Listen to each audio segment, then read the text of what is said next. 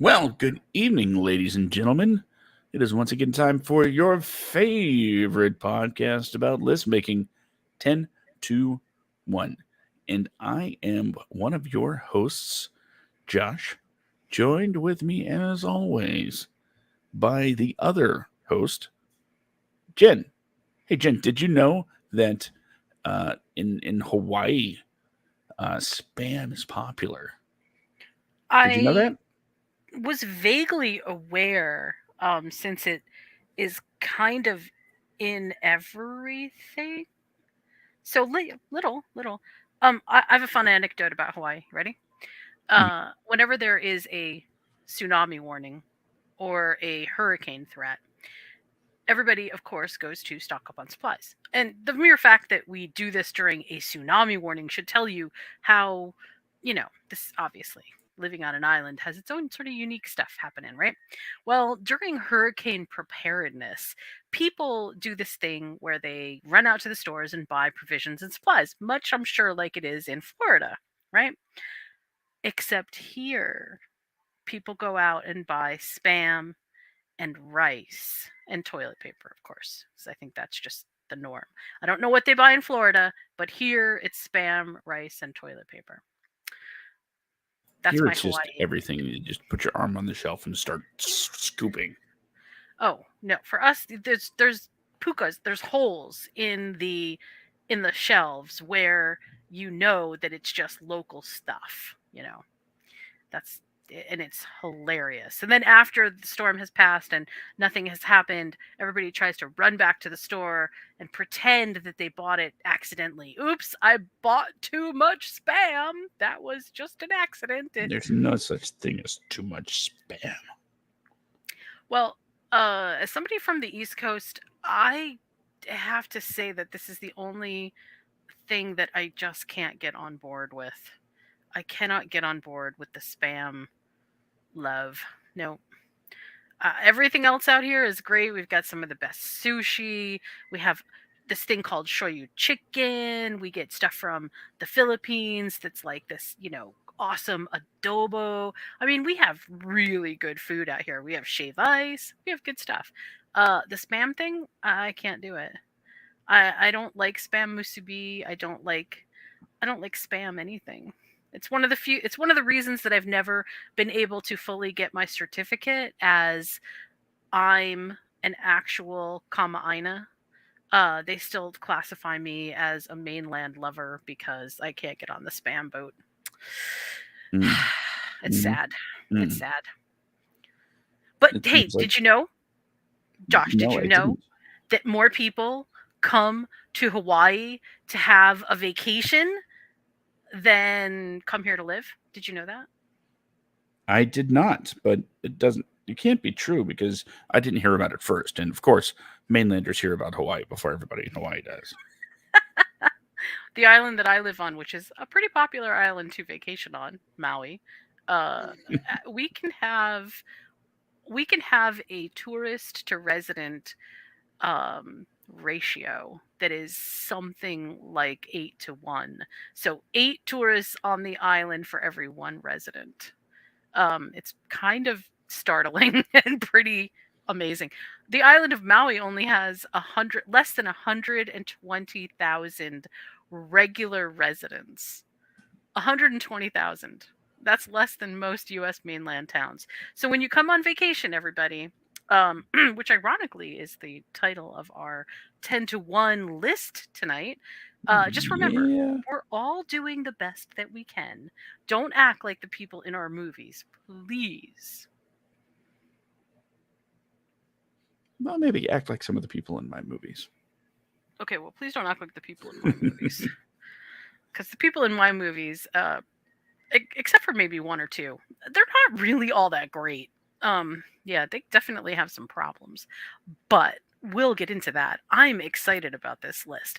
Vacation movies are some of my. I feel like this is one of my kind of go-to fun topics. That hey, if you can't take a trip, you can watch somebody in a movie take a trip and enjoy all of the hilarity and all of the ill-advised, stuff that happen. Well, the ill-advised stuff that people do, and all the bad things, and then you don't actually have to put yourself at risk at all. I mean, I don't think that there's any better way to do it. Do you? You mean to vacation by proxy and let somebody else, uh, experience the danger? Yeah. That seems pretty safe. I mean, yeah. Especially for the people like me who tend to be a lot more introverted than not. Um, yeah, if I don't actually have to meet anybody and I also get the experience of being on vacation, this is a win. This is a win. Thank you, Hollywood, for producing these things, because without them, I probably wouldn't even know what half of these places were like. So, yes, thank you. Every year, I take the kids on a long vacation, or at least I did pre-COVID. And once we got into that whole situation, we really stuck close to Florida for the most part. But the last really big trip we went on was actually centered around a movie. Oh, Our big summer vacation plan was centered around a movie. Can you guess what movie it was? was It's not a it? vacation movie, I'll tell you that. Okay. Let's see. Did it involve alligators? It did not. I'm fresh out then, because the only thing I know about Florida is alligators and cops. That's it. Nope. Our well, I was meaning our last big road trip pre-COVID, where we would actually go somewhere. Um, it was all centered around A Christmas Story. Really? We here how we normally plan our trips. We'll pick a destination, and then a path to get there and a path to get back. That's Kind exciting. of, that's where we're going, and this is what we can experience along the way and along the way back. That's sort of, that's how we do things. So the last time we were able to actually get out and see the country, our ultimate destination was the house and neighborhood where they shot A Christmas Story in Cleveland, Ohio. Wow. So we went and we got pictures. It was wonderful. We also visited Hershey Park while we were up that way. It was a really good trip. Nice. I like it. Did any of your vacation experiences end up like any of your movie list choices? You know what? I'm gonna say yes. I have experienced one of my movies in real life before, and I'm not going to tell you which one it is, of course. So, but the answer is yes. Well, I happily have not experienced any of the movie choices that I made, except maybe one sort of by proxy. And by proxy, like, you really have to use your imagination to kind of pull it in, because definitely isn't quite the same. So I'm actually kind of happy about that, because I like my vacations to be slightly less eventful. Um, you know, and especially not danger ridden. So there's that. Danger ridden. What, like driving over the 5 Mile bridge during like in the middle of a tropical storm? Oh, or something like that. Yeah. I mean, That's what we I did don't last know. year. Listen, I don't know if you know, but the release date was today for Knock at the Cabin, which is the M. Night Shyamalan movie about these people that go away basically on a holiday and end up in a really, really difficult situation where, yeah, being on vacation isn't exactly the best. So I feel like we timed this exactly right. Just perfect. Perfect. Beautiful. I plan on seeing that movie this weekend, by the way. I also do not want to be any of the people in Knock at the Cabin either. Pass. Hard pass. I wouldn't mind being, Dave Bautista or Rupert Grint. Okay, fine. You can be any of the actors. They're But I don't want to swell-looking be. fellas. I do not want to be any of the characters in that movie. I don't want to have to face That's those fair. choices. I don't want to. No thanks. I will just stick to, oh, why don't we have more margaritas? That's really the extent of my vacation is in peril kind of feeling. Yeah. This would have been a perfect time to say, and I guess we'll get to our list brought to you by Knock at the Cabin. Yeah.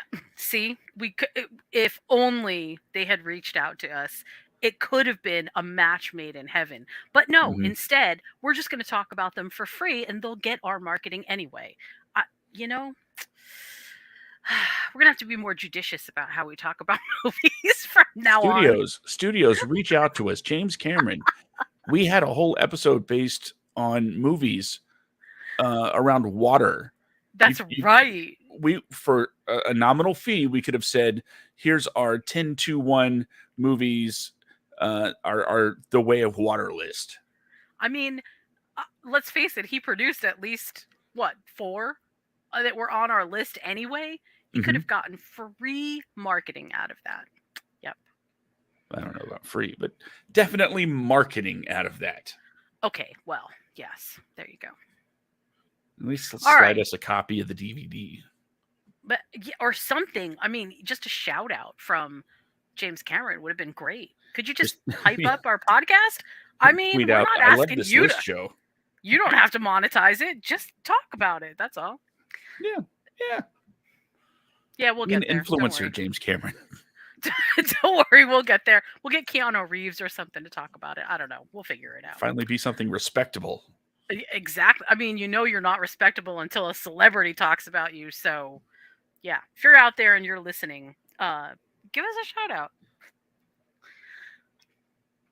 Well, I'm going to ask you about, Yes. first of all, I'm going to Mhm. ask you what your number 10 movie is. But I also want to know if when you made this list, I know I said, have you ever experienced anything that's on the list? But I'm going to ask you if you ever, it, are any of the movies that are on your list places that you want to go? Or are they all sort of like places that are just random places that no, I have no interest in being in? It's a combination, really. Yeah, it's an interesting combination. I did that thing where I said I was going to write TripAdvisor reviews for all of the movies, Yeah. but if you recall, I had to reboot my computer right before the show started. Oh, no. And guess what I was doing when that happened? Oh, no. Yeah. So, yeah, no Well, TripAdvisor reviews from me, but uh, it's a mixed bag. well, we'll judge and grade your trip destinations as you talk about them. So, hit us with your number 10 movie. My number 10 is sort of a vacation that, well, it lasts a long time. It lasts a year, Ooh. even. And it's called The Big Year.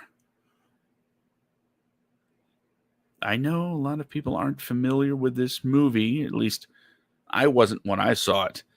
But it stars Jack Black, Steve Martin, and Owen Wilson, a comedy trio that you would think, oh, wow, this is going to be a million laughs a minute. No, it's very subdued. It's a very subdued movie about 3 bird watchers. Yes, I said that right. Bird watchers. They're taking part in this event called The Big Year. They spend, the year trying to see as many birds as possible based, I think it's pretty much on the honor system. Owen Wilson is, well, they all have very interesting backgrounds. Jack Black's kind of like a guy that wants his dad's respect. Steve Martin's a guy that's like worked his entire life. He's a big, CEO, and he's ready to retire. He's like, you know what? I'm finally going to do something for me. Owen Wilson's, he's a construction guy, makes a very good living, and he holds the record for seeing the most birds, but he wants to hold on to that record by any cost. And all of them are just trying to experience this thing where they travel from, Florida, Louisiana, Colorado to Alaska, and to all of these very far interesting places just to see birds. Now, that's unfortunately not the interesting part of the whole thing. It's the lessons they learned along the way, or in some cases, maybe should have learned about life, what's important, what's not important, and, uh, you know, just in general. The moral, there are a lot of movies where the moral is don't take your family for granted. Yeah, there's some of that in there. But there's also a another much needed lesson that people don't really take to heart, and that's don't forget to make time for yourself. And I think that was one of my biggest takeaways from watching this movie, and why it kind of hits in a way that it probably didn't hit with a lot of other people. But a year-long vacation, doing something you love, that sounds like a great time to me. And that's why it's my number 10. All right. This is a movie that I actually haven't seen, so I will stick it on my list and see if I can watch it. I believe, yes, it is on Disney Plus. Nice. Also, that's always that's always good when it's on a streaming service that I actually have. That's a definite perk. So. Yes, it helps. Awesome. It helps a lot. I mean, not that I don't love hunting for movies, but yeah, it's always good. All right. Well, my number 10. A trip to see a giant ball of twine in Minnesota, or a trip to see Powerline. Hey, why not both? Out on the open road. Yes, you too can join Goofy and his son Max on an epic road trip where you'll learn how to raise a teenage son, how to manage your out-of-touch dad, and how to perform on stage at a rock concert for your sweetheart back home. Yes, I'm talking about a Goofy movie. This has to be one of my most favorite road trip movies of all time. First of all, the soundtrack is absolutely off the charts. I love the movie. I always sing to it. There is nothing that makes me happier than singing from this particular movie. But secondly, the messages are just so unbelievably sweet. I have fortunately or fortunately, I don't know which, never been trapped in a car for a really long period of time with somebody in this particular situation. But I can say that every summer we used to drive from mid-state in New York, which is like Saratoga Springs, up to the Adirondacks where we had a cabin. And it's a good 2-3 hour trip depending upon which way you go. Usually it's like 3 or sometimes even more. And we had tons and tons and tons of time to get on everybody's nerves. So as a kid, this experience really kind of it speaks to what I remember being the most difficult, which is being trapped in the car with somebody and wanting to go any place other than where you're going. But also as an adult now, oh my gosh, the parallels are just off the charts. I can totally relate to this movie. There's something for everybody in a Goofy movie. It's not just the kind of movie that you want to watch with your kids because yay, family bonding. It's the kind of movie that you want to watch with your kids because there's so many different parallel tracks of story going on here that you feel like the coming together of everything is so much more impactful. So my number 10 is a Goofy movie, giant ball of twine, and a trip to see Powerline, both for the price of just one. So there you go. Number 10, huh? That's my number 10. I have some doozies on my list. A Goofy movie would have made much more, but I have some great stuff on my list. So. Number 10. I suspect that this may have had a closer, more personal space on your list. I'm just sensing that. The crystal ball laid out in front of me is humming with anticipation as to where this movie landed on your list. Oh, I'm sure it is. It's about to explode in your face. I'm excited. All right. Well, what's your number 9? I know it's not a Goofy movie. It is not a Goofy movie, but it And it is a probably, movie. Say again? well, I was going to say it probably isn't a movie that's goofy either. So there's that. Maybe a little bit. Okay. It's a little movie called Dan in Real Life. Oh, good movie. So what happens when Steve Carell is an advice columnist and he decides, you know what? I'm going on vacation with my family to see my folks in Rhode Island. And then he's like, I'm going to go to a local bookstore, because when you're on vacation, you tend to, or at least I tend to, try to, you know, localize small businesses.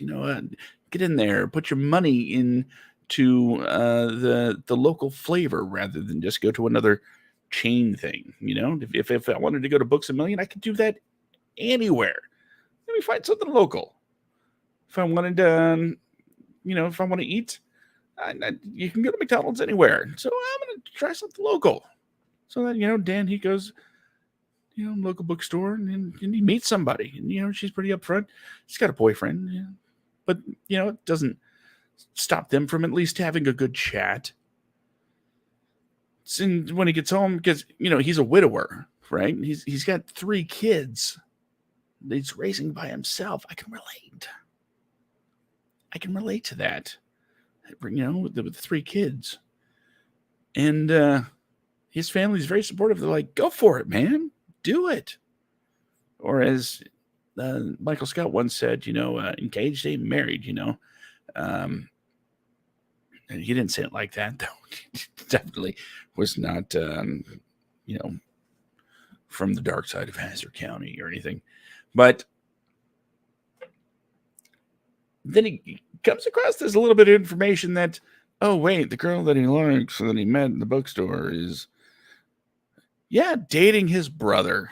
So hijinks ensue, but not in the Michael Scott hijinks way, but more in the, oh God, what have we gotten ourselves into kind of way where feelings are involved.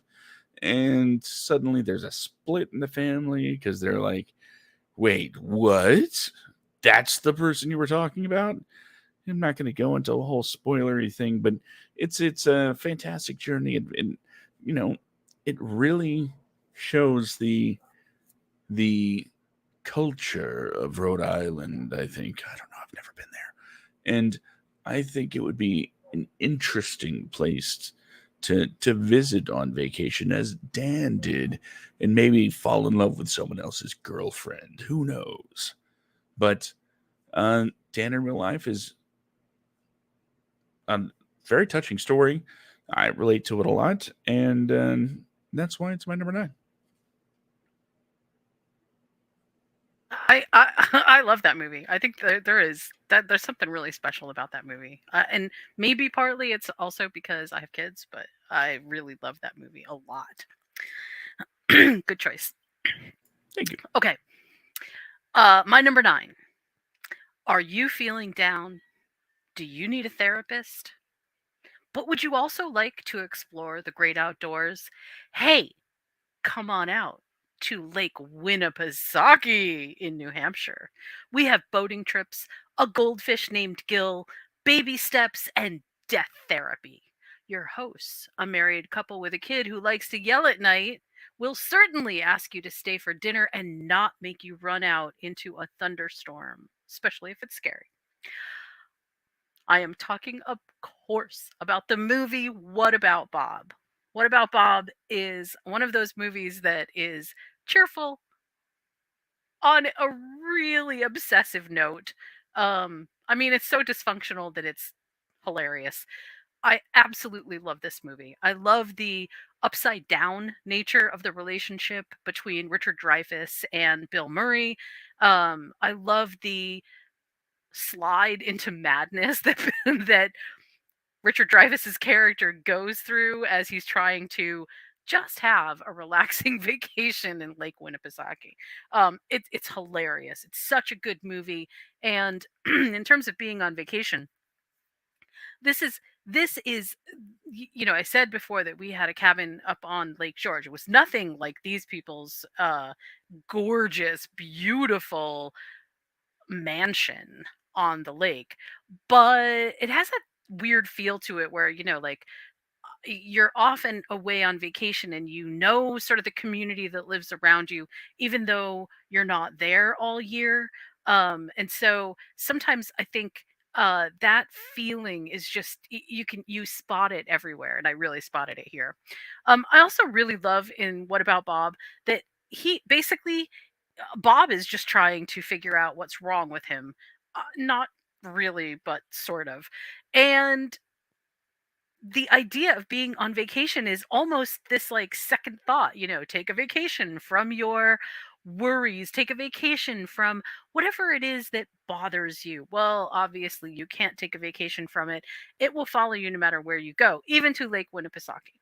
I can't say enough about What About Bob. Some of the greatest lines are in What About Bob. Uh, and without going into everything, I am definitely going to say that if you haven't seen this movie, spend an hour and a half, watch this hilarious, awesome piece of just sort of twisted comedy.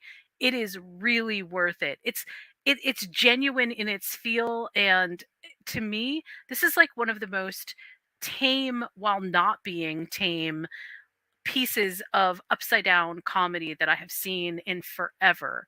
I really, really, really love it. So my number 9 movie about vacation movies or movies about being on vacation is What About Bob? I'm sailing. God, I just love it. I mean, everything is like even the part where they're up at night and Siggy he names his son Siegfried, and even that part where Siggy figures out that there's a lot of other scary things in the world. There's things that are even scarier than the thing that he has been the most scared about, and how it frees him, and how he needed Bob to get him there instead of his therapist dad is like, oh, it's just genius. It's just absolute genius. I just love it. Love it. Well, that is an excellent choice. It's not on my list, but it easily could have been. It's right up my alley. I for a hot minute, I actually thought it might be on your list because I figured this was your kind of movie. It definitely is, but let's just say I took some baby steps in a different direction. As long as nothing included death therapy, I think you're okay. I mean, that might be something that would be a little bit too explosive for this show, so I'm glad that you didn't choose that. Me too. Well, I guess Okay. number 8. Number 8. The Ocho. Okay, well, my number 8. It's not usually my go-to for vacation destinations, but everything that unfolded on this particular trip certainly made it intriguing. Now, the question I ask quite often for some reason is why? No, scratch that. Where does a world famous detective go on vacation? Well, quite frankly, you go to a party you weren't invited to. Yes, the Glass Onion, a Knives Out mystery, is my number 8 because our favorite, one of our favorite detectives, Benoit Blanc, is on vacation, trying to figure out what to do to kind of stimulate his brain as, pandemic, nothing really going on. And I am sticking to this vacation theme because, well, spoilers. But what's not to love about a wonderful island destination with beautiful, weird architecture and, the Mona Lisa, right? You go there, you have a blast, you play a little game, murder mystery that turns into murder mystery. It's all there. You got influencers. You got other people. It's a blast for all. And quite frankly, it's a party that maybe I would have wanted to been invited to if it were done by completely different people. Everything about this, just talking about the movie, it had a lot of twists and turns as any decent mystery does. You don't want everything to just kind of flop into your lap in the first 10 minutes. And I really enjoyed the story that this movie took everybody on. The only problem I have here is just the fact that I'm talking about it is difficult because you don't want to give away those twists and turns. But I will say the cast does an amazing job. Daniel Craig just completely doing the whole thing justice, coming back in the Blanc role. Dave Batista, Oh yeah. He's on a roll. See Yeah. him this weekend and knock at the cabin. See Shyamalan, beautiful synergy here. You just kind of letting it go to waste. Edward Norton as the bad guy. Well, that's not really spoilery. Edward Norton he's just a douche all around. The character, damn it, I messed up. Anyway, as the douche, Edward Norton as the douche, the really rich douche that makes everybody feel bad. That's what I meant in particular. And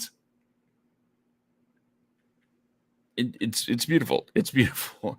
And God, I should just stop talking. I should stop talking. I mean, it does sound like movie. a love letter. It does sound like a love letter to the movie. So I'm convinced. I'm very convinced. I liked it. Number 8. Also, I actually really love this movie too. Being one of those sort of new to the game movies, this one definitely captured everything that I love about the looking at the not just the idea of the detective, but also turning everything subversively on its head, which is kind of what Glass Onion does, and I really liked it. Yeah, and probably very so. much loved it. Yeah. All right. Well, my number 8 starts out like this. Do you love cosplay? Would you like to date but never touch a male character in your fantasy? Do you like going to a place to dress not just in period costume, but in really immerse yourself in all of the wonders of this place? For the right price and at the right package, you too might be able to afford a trip to Austin Land. Austin Land is about a woman who saves all her money. And it's expensive. And all she can afford to buy is a copper package to Austin Land, where she's promised the time of her life, of course. And of course, everything goes wrong. It's hilarious, but it's also at the heart a real shout out, a real love letter, a real, kind of this is who Austinites can be. Jane Austen fans can ostensibly be wonderful people, truly. And I have been in the presence of many amazing people who are very into Jane Austen. But there's always the portion of every fandom that is very toxic, and quickly you learn your sort of order in the grand scheme of things based on what you can afford to buy as your ticket to the experience. And I say that lovingly because I've experienced other things like this. I experienced one that had to do with Tolkien, where, the more you pay, basically, the better experience that you have. And of course, that's not always really true, but that's the way that they make it seem so that you have to pay more money. Um, there's some really crazy things that happen in Austin Land. And by the time that Jane really figures out how to take control of her own narrative, which is basically what she ends up doing in the movie instead of going by the script, which is what they present you at the time that you check into Austin Land. Um, really good things start to happen. Crazy things start to happen too, but really good things. It's just a fun movie. It is the kind of thing that I feel like, when you want to take a vacation, this is the kind of thing that you dream about doing. This is the kind of thing that you want to experience, a place where all of your fantasies, wherever they are centered, can come true. And Austin Land, kind of proves, I think, the point that first of all, the fantasy is what you make it, and secondly, when you go off on vacation, ask your rich brother or uncle or mom or whatever for the extra that you might need in order to buy at least the bronze package, okay? Not the copper package, the bronze package. I mean, at least get to shake hands with Mr. Darcy. I'm just saying, it could really benefit your entire trip. All kidding aside, this movie is actually really good. It's hilarious. It's very tongue in cheek. Um, and again, if you've ever seen people cosplay, especially inside of an immersive fantasy world, you know exactly what the movie is trying to say when they have people looking down at others for not knowing trivial pieces of information or not having every single piece of your costume exactly right or whatever. Fake fan, fake fan, fake fan. It's one of those things that's like, take charge of your own story, of course, but at the same time it really does kind of ridicule the absolutely sublime sometimes experience of going away and experiencing these things and then genuinely just not having fun until you decide to turn it around. So Austin Land is my number 8. This movie was released in 2013 and it really is good. I mean, it's hard to explain if you like. I don't think people would just pick it up if they didn't already like Jane Austen, but you know what? You don't need to like Jane Austen to enjoy this movie. It is really a kind of, you know, let's turn everything upside down and talk about how fandoms react to each other. And they used Jane Austen as, I think, the perfect petri dish to kind of throw everything in and watch what grows. It's really good. It's a great, great movie. So, number 8, Austen Land. Austin Land, you say? Austen Land. Yes, indeed. Austin Land. Typing it into the letterbox machine. Give us money. It's such a fun movie. It's such a fun movie. And you feel really sad for the protagonist because she just has to endure so many things before she really just says, "That's it. I'm done. I'm not doing this anymore. I'm taking charge. I'm doing what I want to do." And of course, it makes everybody else that's participating freak out. I mean, it's really good. I love it. Let's see. Austin Land. Austin Land. Austenland. Austin Jane Austen Land. Oh, well, I guess I should have spelled it right. Yeah, I figured that was what was going on. It's not Austin like the city of Austin. It's Jane Austen. Silly me. I thought you were going to say another thing, and my mind went there instead. I'm keeping it clean because, when I go on vacation, that's how I want it. Clean? Yes. Hopefully with showers. That's like a thing. Yeah, it's one of my favorite parts about vacations, Yeah, the everyday mundane things that you get to do without kids. Yeah, that's my favorite part of a shower. I mean, that's my favorite part of a shower. Yes, taking showers without other people bothering me is also one of my favorite things. But being on vacation and doing very mundane things without anybody else interfering, that also is the best part of being on vacation.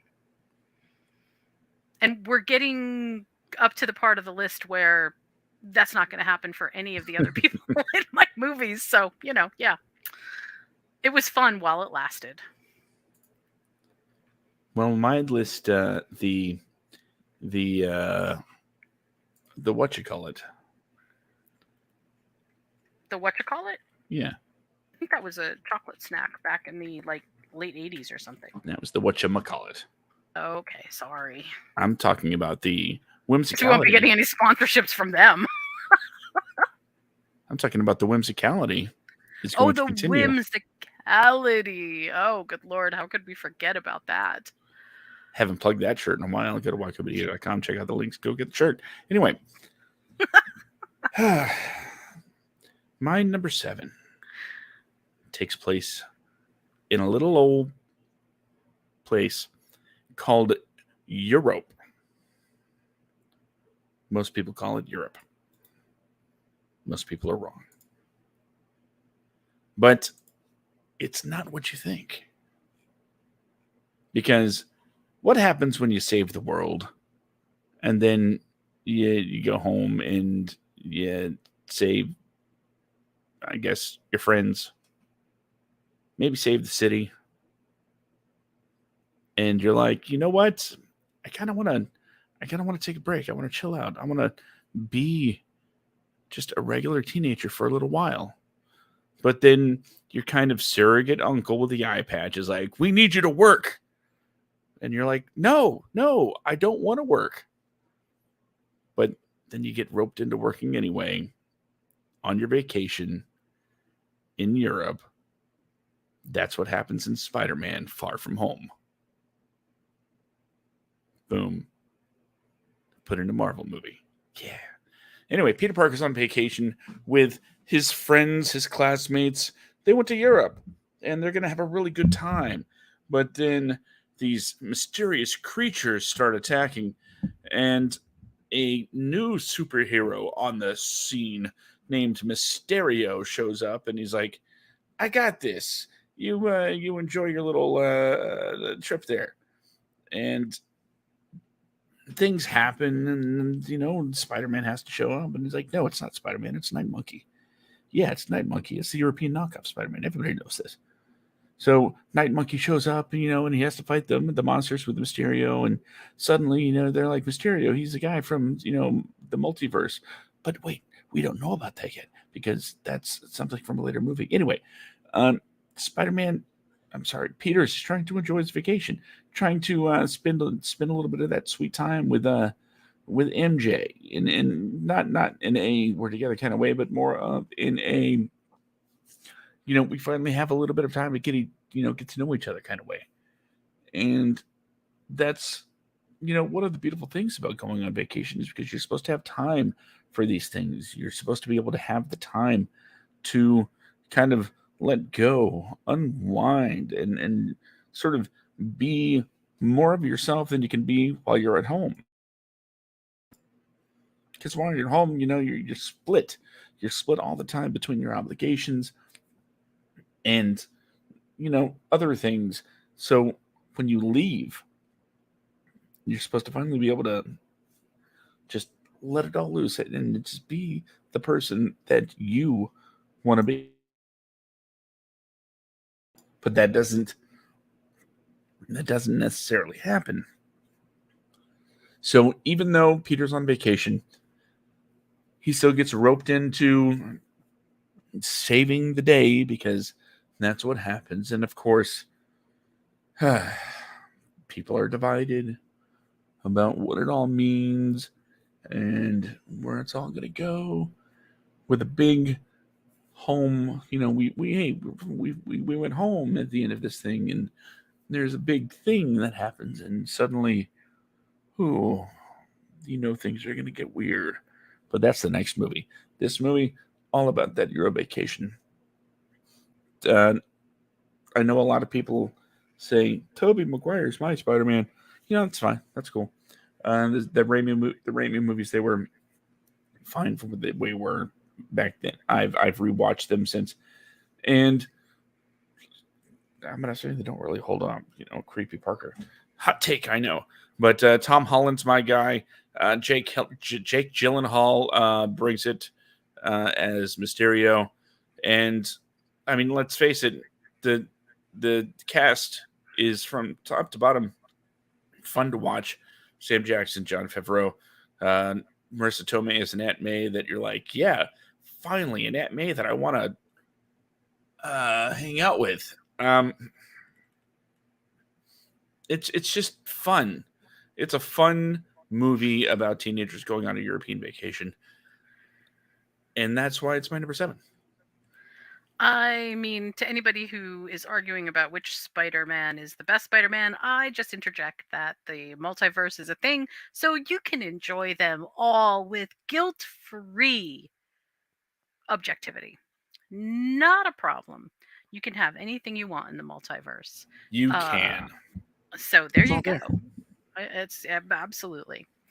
Start pulling those threads, everybody. You can do whatever you want. Okay.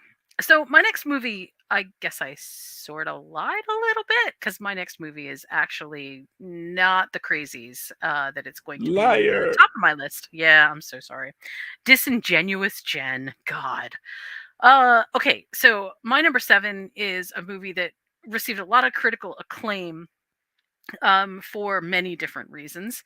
Not the least of which is the two acting partners here. Well, partners is perhaps a little bit strange to say. The father and daughter team that really you could just feel the chemistry on screen between these two in a really awesome way. I didn't write up anything too crazy about this because this isn't that kind of movie. This particular movie is is called On Golden Pond, and if you don't know what this is, it is Peter Fonda and Jane Fonda. Peter Fonda plays the aging and rapidly declining father who really I don't think quite understands what's happening to him, but he's smart enough to realize something is not right. Um, he tries to play mental head games with Jane Fonda's new boyfriend. It doesn't work the way that he I think was once able to make it work, and that is just another sort of, brick in the oh my god, I'm aging and I can't stop it wall. And when I first saw this movie, I didn't feel any of these things, and now I'm sort of understanding. Oh man, aging is tough. Not always because, you don't take good care of yourself or anything like that, but because just the act of aging, there is just mental acuity issues that happen. He doesn't hear the loons when they first get to the lake, which is something that his wife says, they're always there to welcome them to the lake. There are things, even when they're playing their game of Parcheesi, you can just see that there is just something not quite right. And it's not like a super severe thing. It's just little things that all add up to, oh my God, I'm facing mortality. And it's a scary place to be. So Jane Fonda's character says, "Could you please, but she basically wants to go off on a vacation of her own to Europe with her fiance, and they want to leave their 13-year-old boy Billy with them, and they do, and Billy and Peter Fonda make a incredible both team and I would say connection, because it's more than just that. It's something. There's something about the way that Norman, who is Peter Fonda's character, connects with Billy that is it's kind of magic. It's the kind of thing that as you're trying to recapture who you really are in the face of the onset of your own mortality, you I think necessarily both are pushing away and very drawn toward what you perceive as youth, and Billy represents that. So Norman develops eventually a relationship with Billy, which is beautiful. They go and they search for this fish in the lake named Walter. It's kind of a big thing in the movie. And basically Norman has been searching for this fish all of his life. He's like his nemesis almost. And in the end, they find the fish, they catch the fish, and then together they let it go, which is just this beautiful moment. It's absolutely gorgeous. The cinematography in this movie is absolutely unbelievably wonderful. Katharine Hepburn as Ethel Thayer is always wonderful. I love Katharine Hepburn in everything that she does. Henry Fonda as Norman Thayer is obviously just perfect. Um, and as we sort of move into the story itself, you can feel how the lighting begins to change, how they're sort of showing more and more that kind of has to do with sunsets instead of the sunrise, and it's all very purposeful to give you this sense of, yeah, okay, there's going to be a series of changes that happen, um but it's but there's a saying goodbye part of this movie that I think is just quintessential to the human experience, and it's really wonderful and thoughtfully done. The When they're away at this cabin that they go to every single summer, you get a real feel for the kind of people that they are. Just generally, they're good people, they're usually kind people. Yes, they have, Norman has some weird issues with control and whatever, and he didn't really do a good job with his daughter. He was not a good dad, but he has a chance at redemption. And sometimes I think that, vacation movies give us that, well, vacations in general, but movies about vacation generally speak to this idea that, well, if we go away, we'll forget everything that's wrong, or it goes the opposite way, like this movie, which is, hey, if we go away, we can pay attention to the things that are really pressing and important for us and focus just on them. And that's exactly what this movie does. It focuses on the beauty of aging instead of focusing on the horror of it. And I loved it for that. I mean, this movie has so many acclaims attached to it, but it is really genuinely a good movie. So On Golden Pond gets by number 7. See, I don't know how I can follow that. Did you see On Golden Pond? I did not. Oh, this is definitely one of those movies that is like, in the list of 500 movies you should see before you die.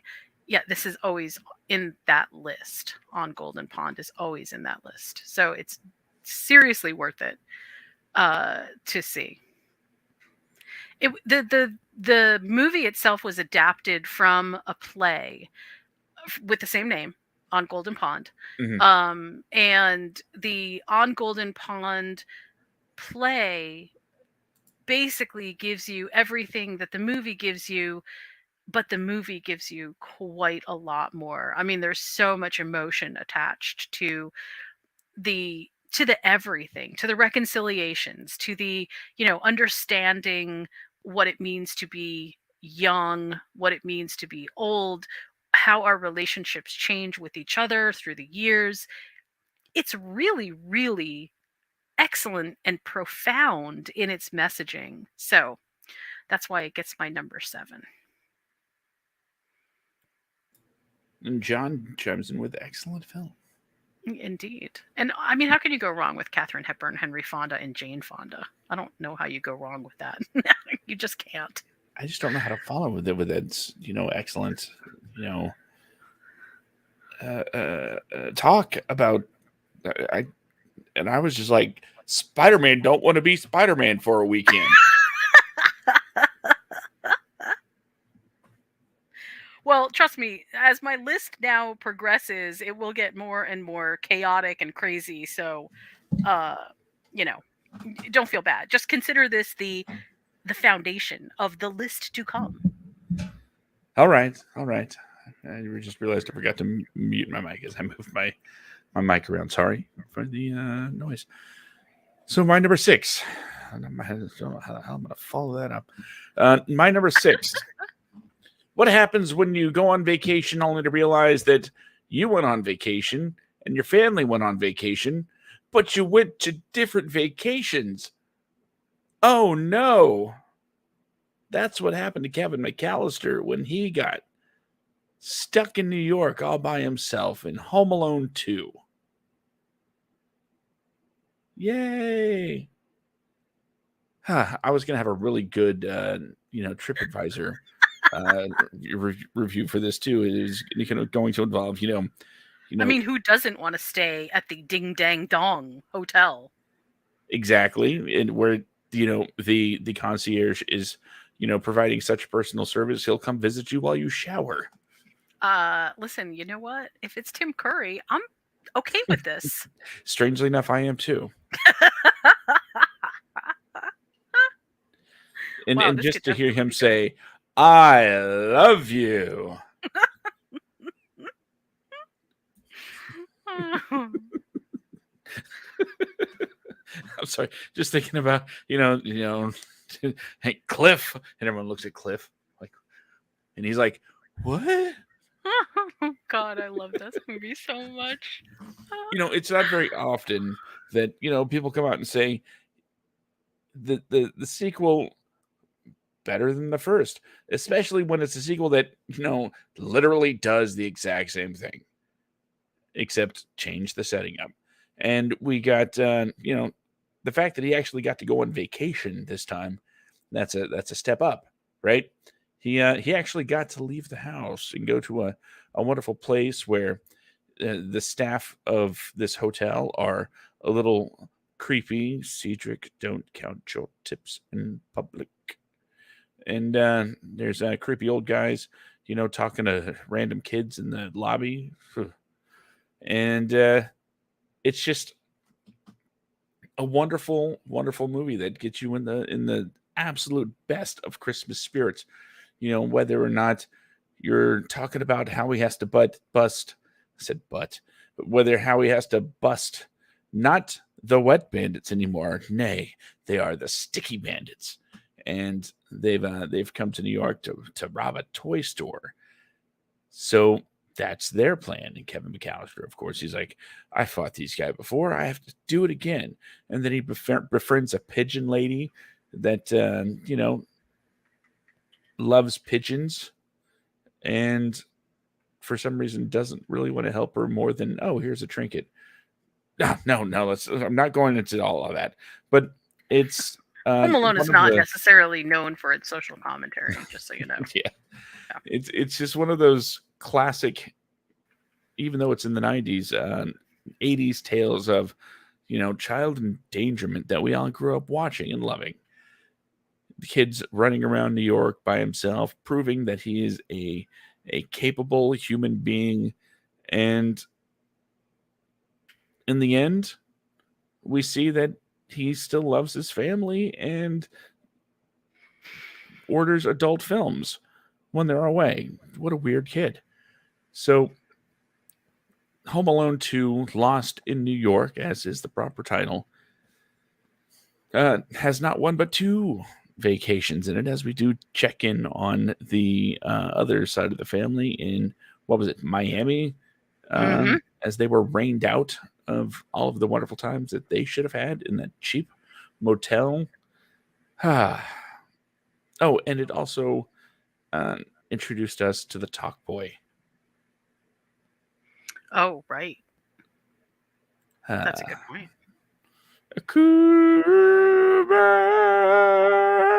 Anyway, I happen to love the Home Alone trope of everybody on the planet seems to have a house that is basically a mansion, even when it's being renovated.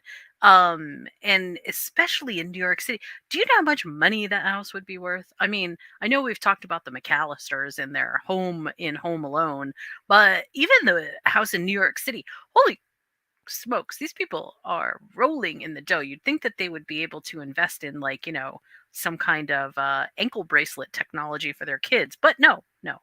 They apparently like their free range children. Sort of hilarious. At least one of them knows how to handle themselves. I actually really one of the best, I think, sort of subplots in Home Alone 2 is the toy store, but it has something to do with, like, the the sort of Christmas toy store goodness, where we're going to donate all of these proceeds to the children's hospital. Mhm. But the wet bandits, the sticky bandits, they come in behind, and they're going to thwart the plan.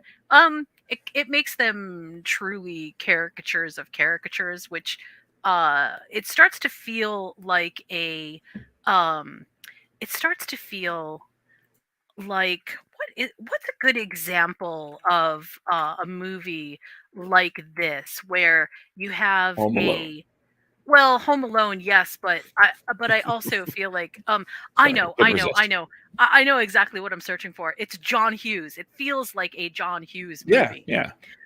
which is great, because that's exactly, I think, what it's supposed to be. So yeah, love it, absolutely love it. Good choice, That's my very number good 6. choice. All right, my number six. Are you spending too much time at the office? I mean, why not get the whole family together and take them on an epic adventure? What family wouldn't love that? What family doesn't want to spend some time on a roaring river? Well, probably many of us. Um, but add in a mad heist, bank robbers, guns, violence. This could all only lead to one thing, and that is Meryl Streep and Kevin Bacon down the rapids, trying to get away from each other, from the river, from everything. Nothing like going on vacation and running into a group of people that basically just want to, kind of do you harm or hold you hostage. That's the kind of vacation that I want. I chose for my number six the 1994 movie The River Wild. Partly, I chose this movie because this is sort of my vacation nightmare. Going off on what I think is going to be an awesome trip full of fun adventure. Maybe shooting some white water, a couple of rapids, having a good time, which I can see would be a good time, and ending up in the middle of some crazy backwoods terrifying event. And that's really what happens. These bank robbers end up yeah, kind of thwarting the plan of this family's rafting adventure. I personally absolutely love this movie for Meryl Streep. Meryl Streep is one of the most badass people in this role that I can think of. I mean, she is just so on it. And Kevin Bacon's character is, man, he is so shifty. Like, sometimes you watch movies and the bad guys seem like, oh my God, that is so over the top. I mean, this is ridiculous. But Kevin Bacon manages to make this character really slimy and really horrible and so believable. He absolutely kills it in this role. So, as the family, they're called the Hartmans, as they are going down the river basically at gunpoint, so Kevin Bacon's character can disappear and get away. Some crazy sort of things happen. And I gotta say, I didn't expect this movie to hit me as hard as it did, but I think the quest for survival, despite the fact that you think, oh hey, everything's going to be this way, and maybe you kind of even go into it not feeling like everything is going to be like, you walk into a vacation thinking it's going to be one way, and then it ends up being completely different. That's what is sort of the center of this movie. But the bigger overarching picture is really about surviving when everything around you is hostile. It's not just like it's not a wilderness survival story per se, but it really is about ingenuity, integrity, tenacity, and all of the really sort of amazing skills that you need to have in order to survive an ordeal like this. um I absolutely loved this movie on a number of different levels, including how explicit they sort of make the understanding that really, nobody except the tour guide wanted to be there in the first place. And how that sort of plays into why kind of nobody's really prepared for anything that's happens, why it becomes such a dangerous event that they go through. Also, it's amazing how an hour and a half of a movie of people rafting down these, waterways into these really dangerous spots. It's amazing how you can fill that out into an entire movie. Doesn't seem like it would make a really good movie, but it's really tense. It's really exciting, and I will never go rafting for this very reason. So my number 6 movie, The River Wild, 1994, with Meryl Streep and Kevin Bacon. I not only saw that, but I saw it in the theaters. Ooh, I would have loved to have seen that in the theater. There were so many big cinematic moments. I mean, there were so many big shots of them, especially when they were coming down the last set of rapids. Oh my God, it was insane. It was definitely a sight to behold on the big screen. I really liked this movie a lot. But again, this is like one of my vacation nightmare fuel kind of ideas. Like, oh, you want to know why I don't go into the wilderness? Well, have you seen The River Wild? This is why. Yeah, because you might run into Kevin Bacon. If I ran into Kevin Bacon, I'd probably be okay. I don't think I would actually be like upset. But if he took out a gun and he was like, okay, you're all my hostages now, then yeah, we might have a little bit of difficulty, and yeah, that might be a problem. That's exactly what I imagine would happen if you run into Kevin Bacon anywhere. Oh, I hadn't heard that, but kind of not up on celebrity news, so could be just my bad. I'm just a little bit slow. You should listen to the podcast then. Oh, darn it. I knew there was a reason.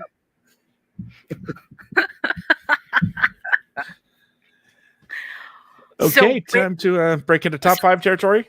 It's time to break into top 5 territory, and I noticed that we still haven't gotten to your spot with a Goofy movie. I know that it's got to be in the top 5. Where it is, I don't know. It is in the top 5. And That's guess exciting. what?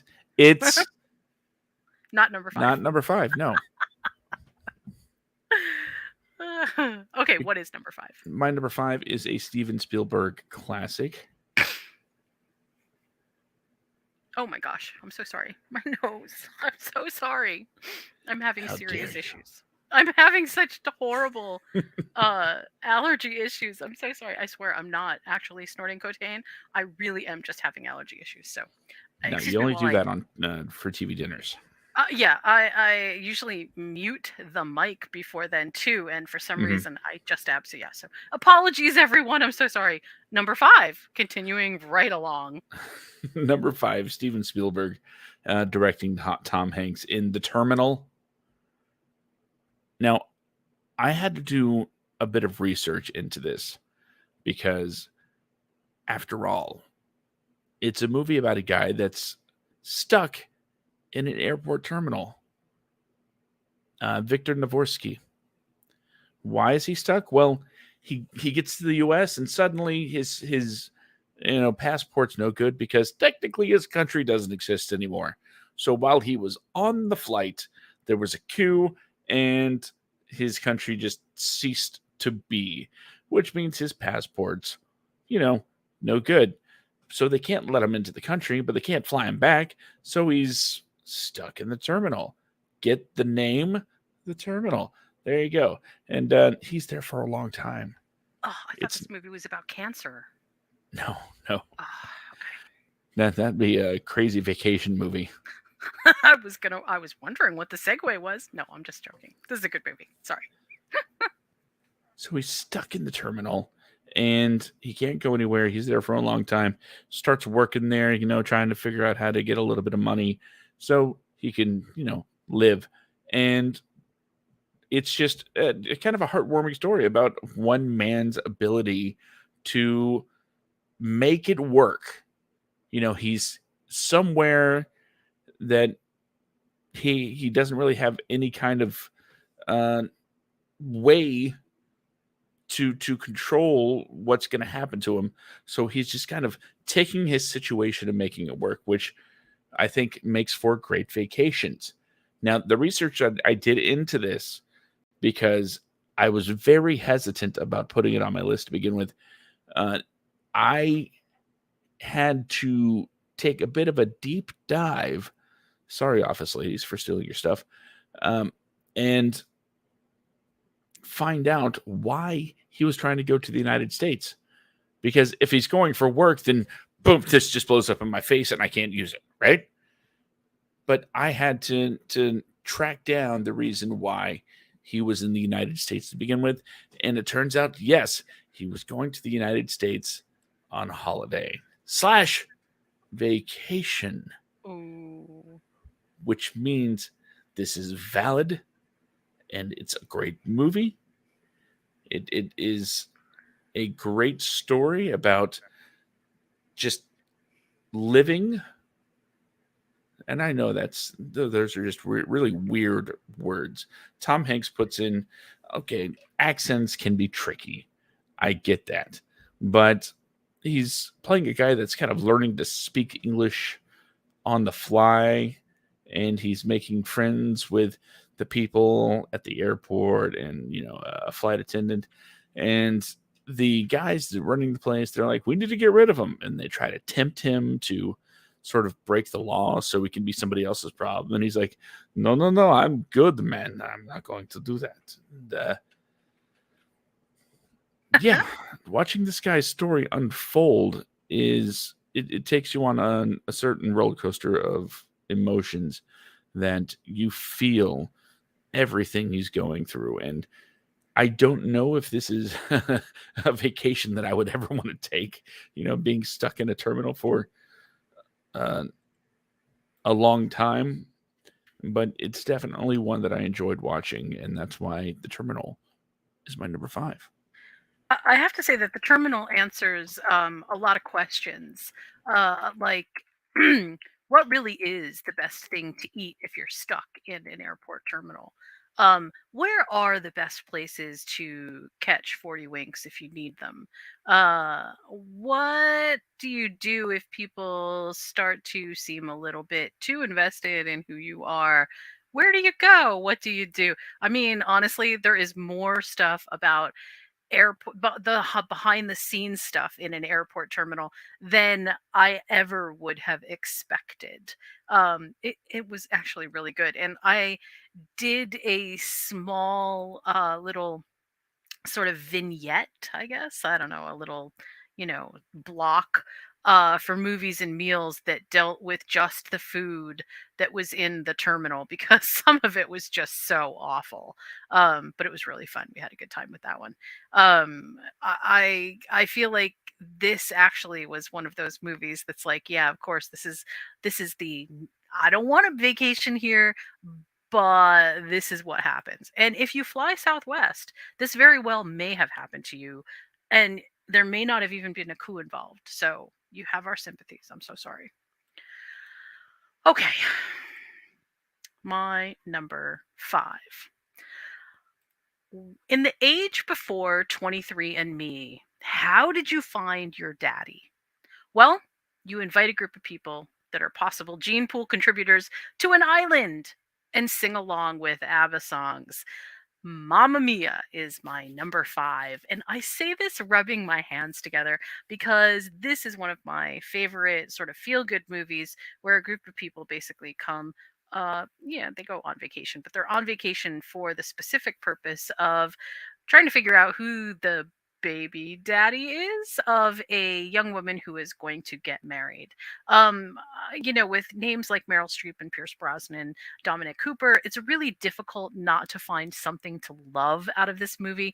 But if you were completely, just not impressed by any of that stuff, the singing, the music, the unbelievable, gorgeous shots have to inspire something in you.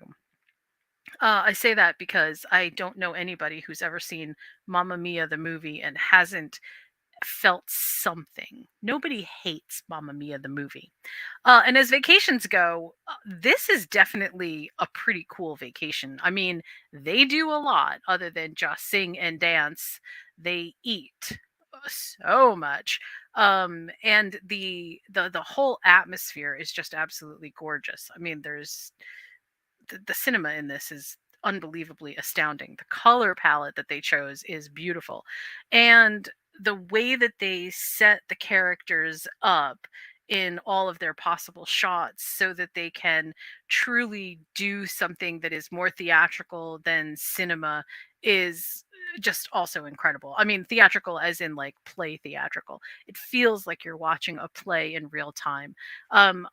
This is, although I don't want to experience any of the things that these people are experiencing in Mamma Mia, this is one of the top places I can think of to go on vacation. So if anybody had invited me to go, I would have definitely been there with bells on, and probably would have ruined the entire vacation because I can't sing. But it still would have been fun. It would have been very, very, very fun. So I don't think I need to say a lot about Mamma Mia. I Most everybody has either seen it or knows of it. Um, I will say that the standout performances by all the actors and actresses are just absolutely stellar. And the music is so fun.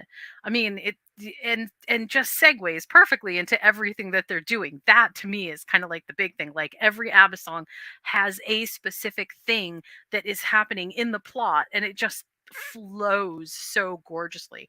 So, as in terms of vacation memories, yeah, I'd like to have a Mamma Mia vacation memory. Thank you very much. That is my number 5. Chance, take a chance, take a chance, take a chance, take a Huh? chance, take a chance. I'm assuming that you saw sorry. Mamma Mia. Of course. It's a musical, isn't it? It's ABBA, isn't it? Musical. It's a musicaba. I loved the fact also that, and oh gosh, forgive me for forgetting his name. I think it's Ozzy I Osbourne. want to say it's Barry. No, wait. What it who is, yeah, no, Benny, not Barry. I'm done. Oh god. Okay, Benny Anderson, who was a former member of, or was a member of ABBA, actually did some composing for the movie, which just gives it more of that feel good vibe. Like even in between when you're not actually experiencing songs, there's still music happening and it just feels really good. Absolutely loved it. And Colin Firth's character, oh my god. I freaking love Colin Firth. He's so funny. I like the movie a lot. Yeah, it's a good one. It is Even the definitely a sequel. good one. Yeah, you know, I have to say that the sequel actually makes me just as happy as the original. It's different, but they manage somehow to capture the same feel, so it still feels just as good to watch. It's just joyous, which is, let's face it, that's what you want on vacation, right? You want to Mhm. feel joy, yeah. Which unfortunately for most of the rest of my list is not the way that people feel. So, yeah. Yeah, there you go. Well, for my hopefully you'll take a chance on my number 4. Oh, I could go all night. My number 4, maybe a couple of these things will give away what it is. But all things being equal, I'd rather be in Philadelphia. No? Okay, how about this? Come out of the coast. We'll get together, have a few laughs. Oh, yeah, I guess that is wow, it's not just a Christmas movie, it's a vacation movie too. Yes, because John McClane is on vacation. Wow, you're in on Die an Hard. Alan Rickman roll, aren't you? I'm on an Alan Rick roll. Oh wow, that's crazy. I mean, I'm on a Meryl Streep roll, so I think the Meryl Streep Alan Rickman kind of crossover is actually good. This is working. I like this. What can you say that hasn't been said about Die Hard on this show? Because we've talked about it a couple of times. So let's just focus on John McClane's on vacation. He's flown across the country to spend time with his lovely yet estranged wife because she's on the West Coast working, and he goes there to try to patch things up over Christmas. Movie or Christmas magic. You don't know how it works, it just kind of does. Yeah, I saw that movie too, but that's not a vacation movie. Anyway, John McClane, he's in the Nakatomi building. Like I said, he's there to patch things up with his wife. But that's when everything goes wrong. Because that is the same night I don't want to say terrorists because they're not terrorists. They're thieves. It seems kind of an understatement, though. They're there to steal stuff. Again, seems understated, don't you think? Because they have a plan. Just a bit. They're professionals. They know what they're doing. One of them even has a ponytail, so they're serious. It's true. So John McClane has to stop them on his vacation. That is, well, I seem to have another underlying theme of I have to work on vacation. Man, I need a vacation from work. It's starting to affect my lists. So John McClane has to stop Alan Rickman from stealing stuff, and spoiler alert, he does. And everything else we've kind of been over with a fine-tooth comb as far as the messaging and the fun that is Die Hard, especially as it connects to the Christmas holiday and how it is in fact one of the best Christmas movies ever made. It's all about family after all. And like I said, the guy just wants to patch things up with his wife. But something always goes wrong. Just wait till next year for John McClane. God, the guy just can't catch a break. So Die Hard's my number 4. And John McClane has kind of a crappy vacation. Yeah, I think we need to introduce him to the concept of a staycation because maybe that would work better for him. I don't know. It would be turn into like a Die Hard meets the Last House on the Left. Oh, good Lord. I mean, honestly, I sometimes don't understand why Alan Rickman can't just show up and have a good time, It's probably because of that Potter. No doubt. Yeah, that's... yeah. If you were wondering what Snape did before he was vying for the position of Professor of the Dark Arts, that's what he was doing. He was planning heists. Yeah. Didn't really work so well for him, but, well, it's okay. It's all right. Oh, we can mention the story that when it came time to film his iconic scene at the end of the film. His demise. Huh. Well, I didn't want to spoil it, but yes. Oh, sorry. If you haven't seen Die Hard by now, what are you doing here? Yeah, exactly. Yeah. The story goes that Alan Rickman's, in the harness, getting ready to be dropped, and they're like, okay, start acting on the count of 3, essentially. So, you can start flailing and being like, oh no, I'm falling. And so they're like, 1, 2, and they release him. So the look on his face is just absolute genuine terror because oh my God. he wasn't ready for it. I love that story. That's how you direct. That's how you do it. Directing's not just about getting, the shot, but it's also about getting the performance. And you got to do it by any means necessary. I feel like they definitely captured it. They did it. They nailed it. Nailed it in 1. Moving on. All right. This one really gets me. Let's imagine for just a moment that you and your 4 buddies from college want to take a peaceful vacation to a remote location. You know, bonding, have a good time, relax, have a couple beers, whatever. Uh, Only to find out that really horrible things lurk in the cabin that you are in. I bet you think I'm going to say one thing, but I'm actually going to say that this movie also stars Bruce Campbell. Before Bruce Campbell was the Evil Dead character, he was in the movie Evil Dead. And oh my god.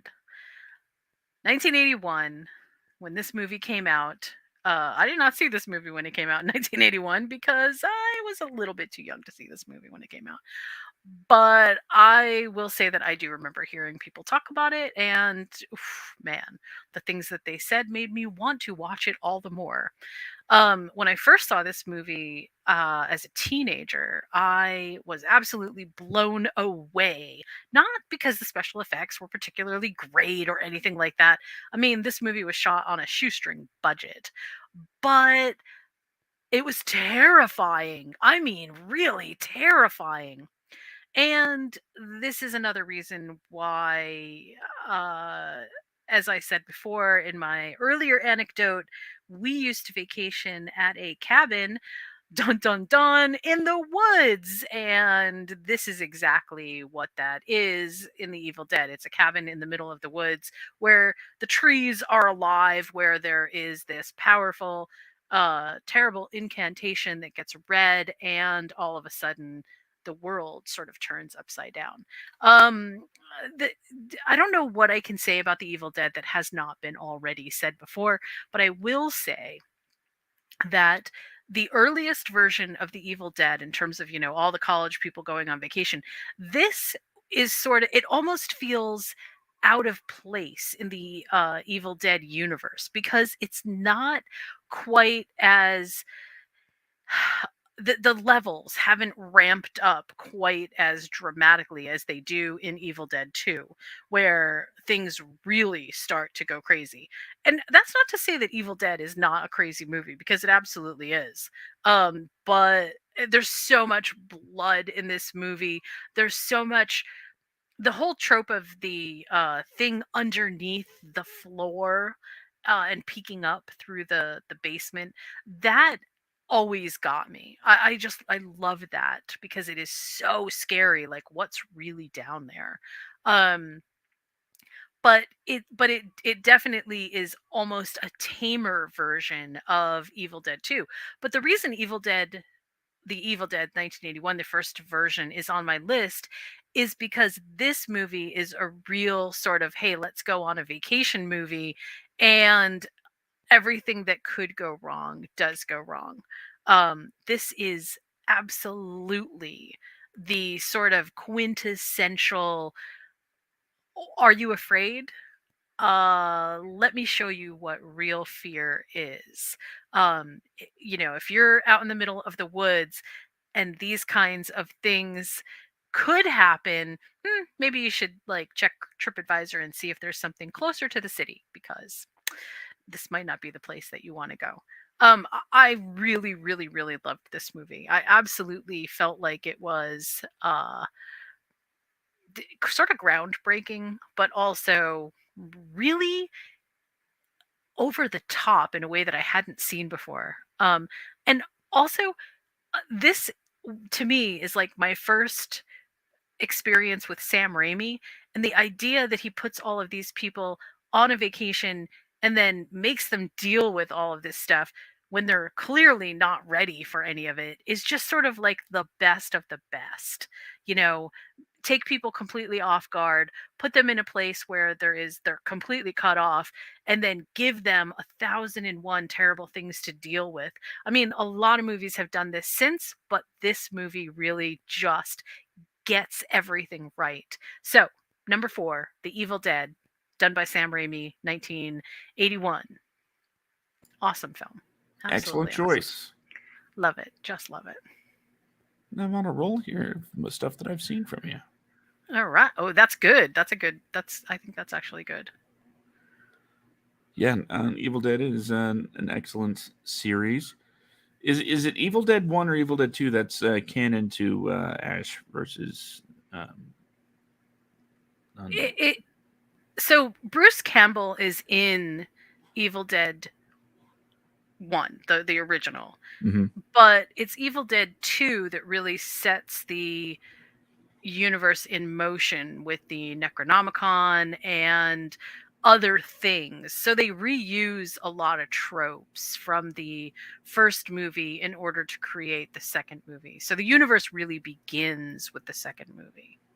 Okay, I was just wondering um, if if Ash is also just kind of making a pit stop there on the way to Jacksonville, Florida.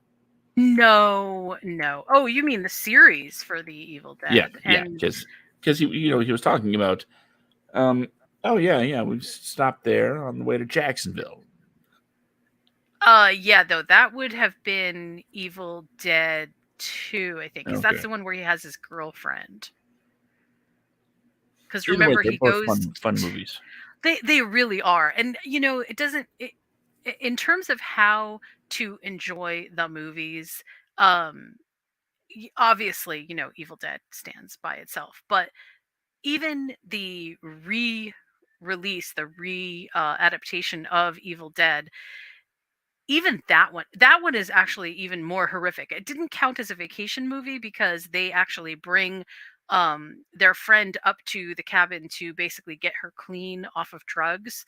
So I didn't feel like it fit in the vacation motif, but the original Evil Dead and the remake of the Evil Dead are just as scary as each other. Different, but very scary. Okay. Absolutely excellent films. We're getting into that critical territory, the top threes. Indeed. And you know what? Once again, I'm going to begin mine with a quote. You ready? I'm ready. Welcome, everyone. I am your damn guide, Arnie. Now, I'm about to take you through a fully functional power plant, so please, no one wander off the damn tour, and please take all the damn pictures you want. Now, are there any damn questions? Let's see. What movie could this be? Let's guess. Oh, I don't know. What movie could it be? How about the response from Cousin Eddie being, yeah, we're going to get some damn bait. Vegas oh my God, Vacation. This is a movie that I didn't. Oh my God, you know what? I thought it was a completely different movie. Ooh. Yeah. Oh, that's good. That's very good. Now, I could have picked any vacation movie to put on because, what, how could I make a list of vacation movies and not have at least a single vacation movie on it, Yeah. You got to tell the story of Clark W. Griswold and the rest of the clan there. It just has to be done. Now, I could have went with National Lampoon's Vacation and their trip to Wally World. I could have went with National Lampoon's European Vacation, where they go to, Europe. But I decided to go with Vegas Vacation because it's probably A, the one that I've seen the most, and B, it's the only one I remember seeing in theaters. I might have been a tad bit too young to appreciate the first two as they came out. And I don't count Christmas Vacation because they don't go anywhere. And it's called a staycation. It's called a staycation. Mm-hmm. It counts. Okay, but I also already have two other Christmas movies on my list. So otherwise, it's just a de facto Christmas movie list. I'm just saying that it does count. I'm not, no judgment. I'm just saying, look, if you choose to stay home, but you are on vacation, that counts. So don't let anybody throw you any shade about that. You're valid. Fine, fine. I will abide by your wisdom. Introverts unite and stay home. But Vegas vacation, the Griswolds go to Vegas, and no, they're not going to drive there. No, they fly. And of course, hilarity ensues as they, run into Cousin Eddie and his family, and Clark develops a bit of a gambling problem. The only unfortunate aspect is he's terrible at it. As let's see, I'm going to pull up another quote from the great Wallace Shawn. You don't know when to quit, do you, Griswold? Here's an idea. Why don't you give me half the money you were gonna bet? Then we'll go out back and I'll kick you in the nuts and we'll call it a day. That's that's the kind of luck Clark has in Vegas. Not good. It's just a series of unfortunate events. That's not lemony snicket concerning this family, and it gets to the point where, yeah, they're all just kind of, well, not all, because there is somebody that's really good at gambling, but again, I don't want to turn this into this where we're just spoiling every movie we're talking about, even if it is like 50 years old. I mean, it's true. We're reaching back into the vault for some of these movies. Sometimes, but it's, at the end of the day, it's a vacation movie. That's really the only thing that matters. It's going to be funny. It's going to be all about Clark trying to, enjoy those moments that he has of being a father on a vacation with his kids, and how they're growing up and just seem to look different every time we see them. He I think is the one who's like, I barely even recognize my kids anymore, something like that. Yep. And I now, at least, very very much relate to that feeling of, we have to capture these memories. We have to build them, actually, while we can, because the kids, guess what? The kids aren't kids forever. Mm-hmm. So, like I mentioned before, taking long road trips, showing showing the kids that there's more to the world than just your neighborhood or your city is very important to me, just as it is, to Clark. And having this together time, once the kids are grown, it doesn't come back. And while the vacation movies are, known for being a bit raunchy at times and a little crude, essentially it always comes down to the same message: we're going to have a great family vacation, or else. Right? So when it comes to the Griswolds, I wanted to include Cousin Eddie, and I wanted it to be uh, a movie where it's more about the destination than it is the journey. So that's why Vegas Vacation is my number 3. Good choice. Very good choice. Thank you. Okay. My number 3 movie, let's just set the picture. Let's say that you have a boyfriend and you want to get away with your boyfriend because, he's suffering from some really difficult trauma. He's trying to heal, but he's really stuck. I mean, he's just going through the same thing over and over again. And you're trying to be a supportive girlfriend. So, when the suggestion comes around from your college roommate or your college friend to come to Sweden and possibly learn something about a very old community. Yeah, who wouldn't want to go? I mean, there might be some drugs on the way. There could be some sex on the way.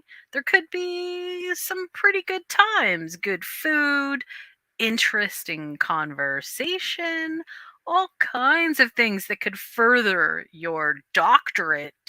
Yeah, sounds like a good time. Well, except for the people in Midsummer who end up going to Sweden and basically they either are indoctrinated into a cult or they are let's just say, the results aren't very great for them.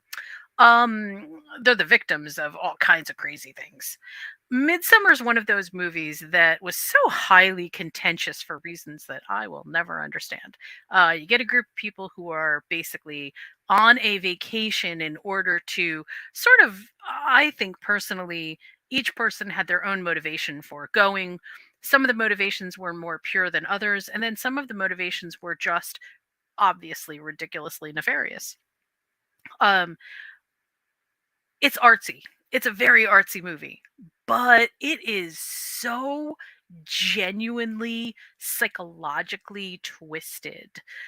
This is another reason why, going on vacation can sometimes be hazardous to your health. I mean, you may end up in a giant bear suit at the end of, your vacation in a not very good situation. Midsummer had a lot of kind of twists and turns, but it also had these very iconic moments where things kind of all fell together in a way that at first didn't make sense and then begin to make sense as the movie progresses. There is nothing about this vacation that you would necessarily want to repeat. It all felt so tense and so uh I don't know, like sort of like the best disorganized view of another culture where, you're the tourist and you're looking at what are these people doing, only to discover that you're not really the tourist. You are there for a specific reason, and that reason is, let's just say, a bit nefarious. Um, I loved this movie. I loved everything about this movie. I loved the slow burn of it. I loved the reveals as they sort of happened. I loved the overarching metaphor for grief and that sense of betrayal, the idea that who you know may not actually be who you really know, like, the person that you know may not actually be that person. I love the idea that this has been going on for generations and generations and generations, and it will clearly continue to go on because they continue to recruit exactly the right people into the cult. There's something and there's also this huge generational message in Midsummer. But in terms of being a vacation movie, this is not the place that you want to go. You should definitely not go to Sweden if somebody asks you, "Hey, you want to come to Sweden and meet my family of, you know, 50 relatives? Um, it's going to be a good time, and we're going to be in this really remote location. You probably won't have cell phone service. But it's going to be fun." No, you know what? Don't go there. Don't go there. I've seen enough horror movies to know that that is exactly how all of the dangerous, terrible stuff happens. So anyway, Midsummer. This is my number 3 pick. I love this movie. It is groundbreaking on a number of different levels, and it's just beautiful. Every shot in Midsummer feels like it came off of an art print. It's just absolutely gorgeous. So that's my number 3 choice. I won't say a ton about it because I do feel like if you haven't seen it, and it still feels new enough that some people might not have seen it, there's a lot of twists and turns that are better left unsaid until you actually see it. So, but that gets my number 3 pick. I have Have you not seen seen it. Midsummer? Ooh. It's been sitting on my watch list for a very long time.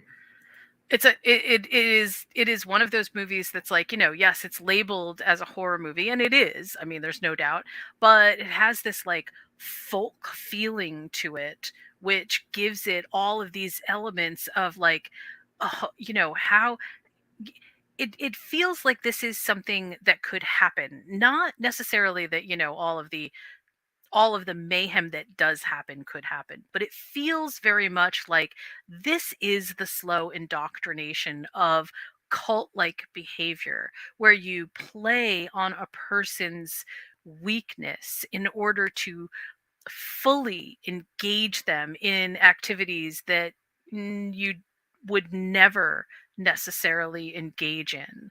And so on that score, and also again, going on the vacation theme, you get people when they are at their most vulnerable. You're off on an adventure, you're off at a time when the world is supposed to be relaxing and carefree, and I'm just going to have a good time. And it's the perfect time with your guard down for all of these crazy things to happen, and you really just don't have any defenses. So it made a great movie. Well, I look forward to seeing it. Hopefully soon. I believe I can still catch it on Amazon, if I'm not mistaken. Yeah, I think it is on Amazon right now. So I'll give it that an old look see in the future. All right, sounds at some good. point. So we're at number 2 already. Yes, we are. And well, I guess it's time. It's time to talk about it. I've been waiting a long time to talk about it, and now it's time to talk about it. Yay! So my number 2. Here I am, about to talk about it. Have you not picked it yet? Or are we just sort of like in an anticipatory purgatory? Are we in limbo as you pick your number 2, or has it been picked and you're just deciding whether you should shuffle it between number 1 and number 2? Oh, no, nothing like that. I just want to build anticipation. Just checking. I mean, that has actually happened to me on the show, where right before the show, I have switched the order of things. So I know how that goes. It's happened to me too, but I won't say when. Because if you haven't noticed, then it didn't matter. No, my number 2 is a movie that I've been, again, seriously been wanting to talk about this for a long time. And I've been wanting to talk about this movie on the air for so long that the first time I brought it up was to be talked about on an episode of Cinema du Fromage. That's how long it's been. Wow. Okay, so it's been a while. And we never got around to doing that episode. Oh, I'm so sorry. I'm talking about 1988's The Great Outdoors. Oh, right. John Candy and Dan Aykroyd. Ooh. John Candy and Dan freaking Aykroyd. A nice killer comedy duo, if there ever was one. And by the way, if you're not aware of this, John Candy, you know how I said, oh, I only wanted to pick one vacation movie because otherwise it would just be half my list of vacation movies, right? The other half would have been movies where John Candy's on vacation, because there are a lot. Should it be Summer Rental? Should it be Delirious? I picked The Great Outdoors because it's just absolutely one of my favorite movies, especially one of my favorite movies about people on vacation. The guy, John Candy, he takes his family to a lake in Wisconsin, much like you were talking about, where you're just staying in a cabin by the lake.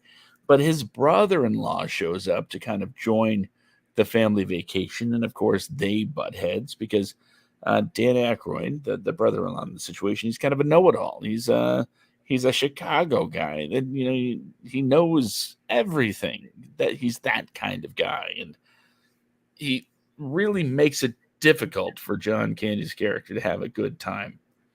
Now, kind of like the vacation movies, this isn't so much a, it's not a straightforward film about, A to B to C leads to, ultimate climax and satisfying resolution. It's not that. It's more of a series of hysterical moments between these characters, and yeah, that I'm not saying there's no through line or anything. It's not just like random scenes. The rivalry between the brothers in law really drive a lot of the comedy. And yeah, they by the end they have to find common ground, and that is sort of the main, what you call the main plot line. But to get there, it's not like you're just naturally building up one scene to the next. Sometimes it's just like, okay, we're gonna throw in a water skiing bit. I think he's saying go faster. You know, or the bits with the raccoons. Was it necessary? Probably not, but they were funny. The bear with the bald head. It's all just a big old bag of comedy brilliance from the late '80s. From John Hughes wrote this. We talked about John Hughes a little while ago when it comes to Home Alone. John Hughes wrote The Great Outdoors, directed by Howard Deutsch, and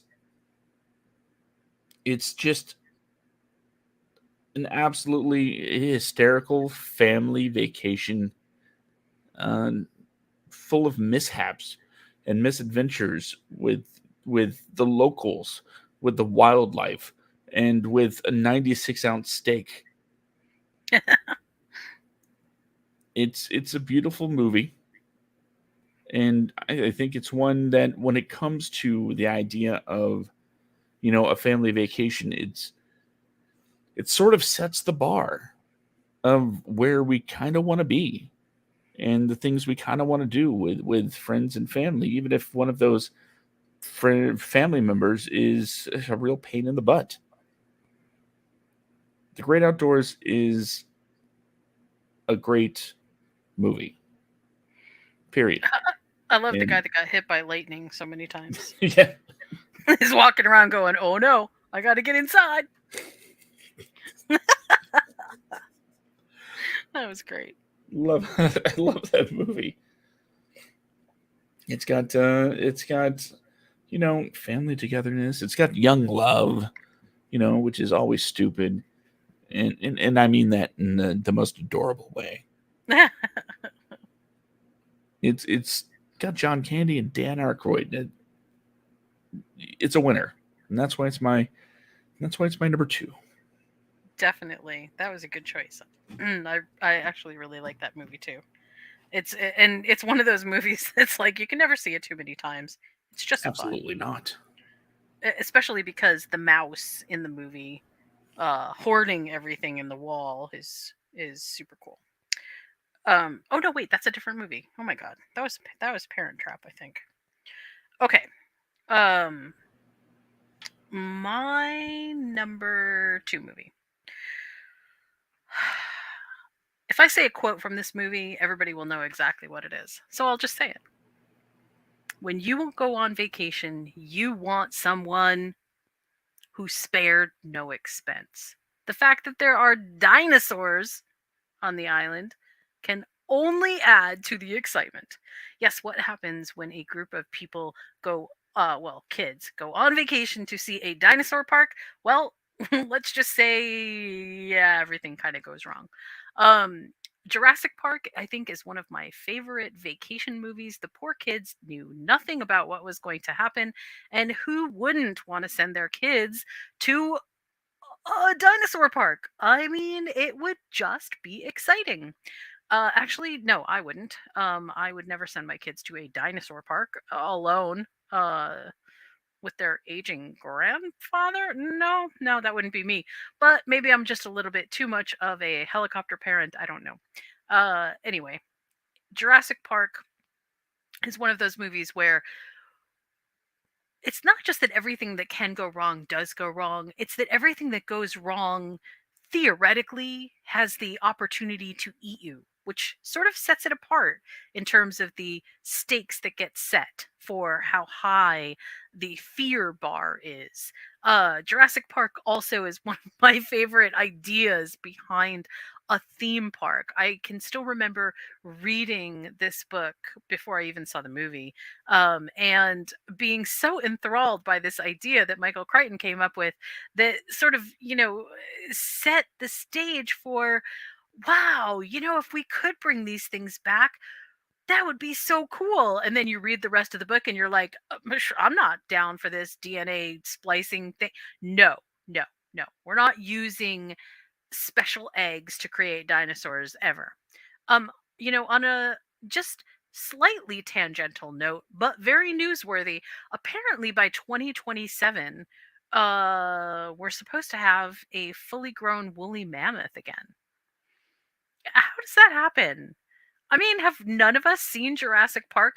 Do we not know the lessons from movie lore? How can we possibly be making this mistake? Well, anyway, uh, in terms of a vacation movie, if the dinosaurs could be controlled, this might be a fun place to visit. But as we know from every single Jurassic Park ever, the dinosaurs are never controlled.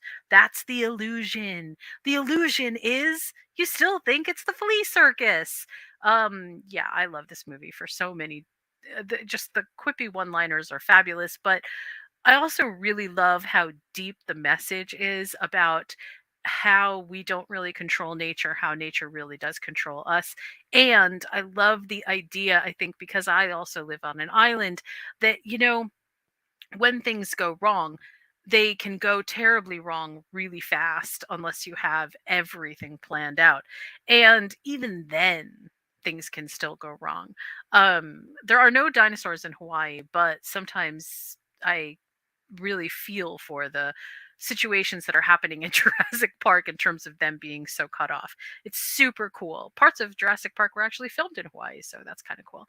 Um, I just love this movie as an instant sort of vacation. Go on vacation to see the dinosaurs. This one definitely just gets it. It fulfills all of the sort of mood boxes about how exciting it would be, and then how quickly things spiral out of control. So, number 2 for me is Jurassic Park, because I also spared no expense in putting this list together. Well, I can do it too,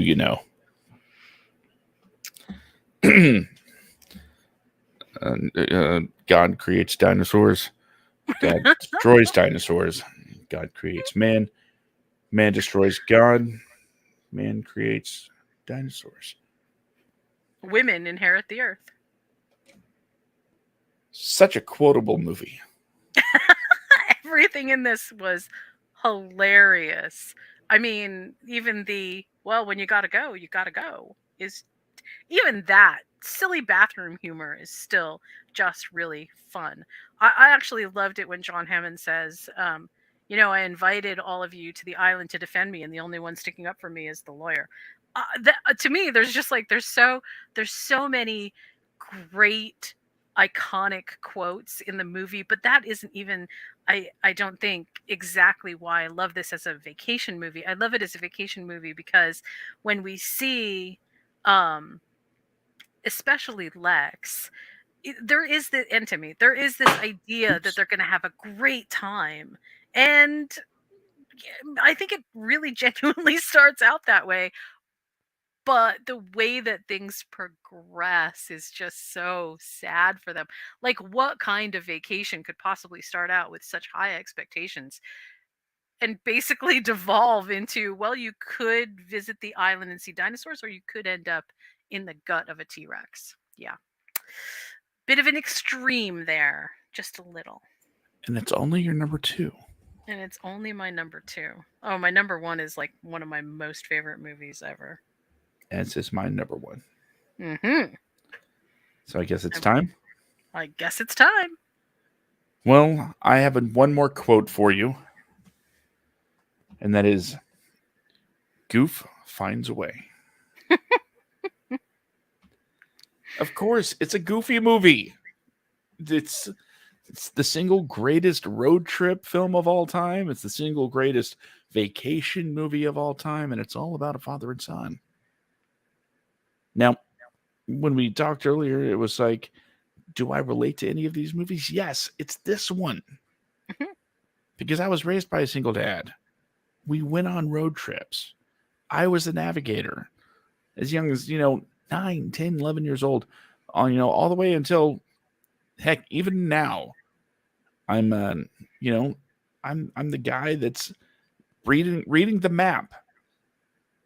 Yeah, that's right. I said map on paper, not just let's Google it. Although he has a GPS system in his car now, and he listens to that more than me.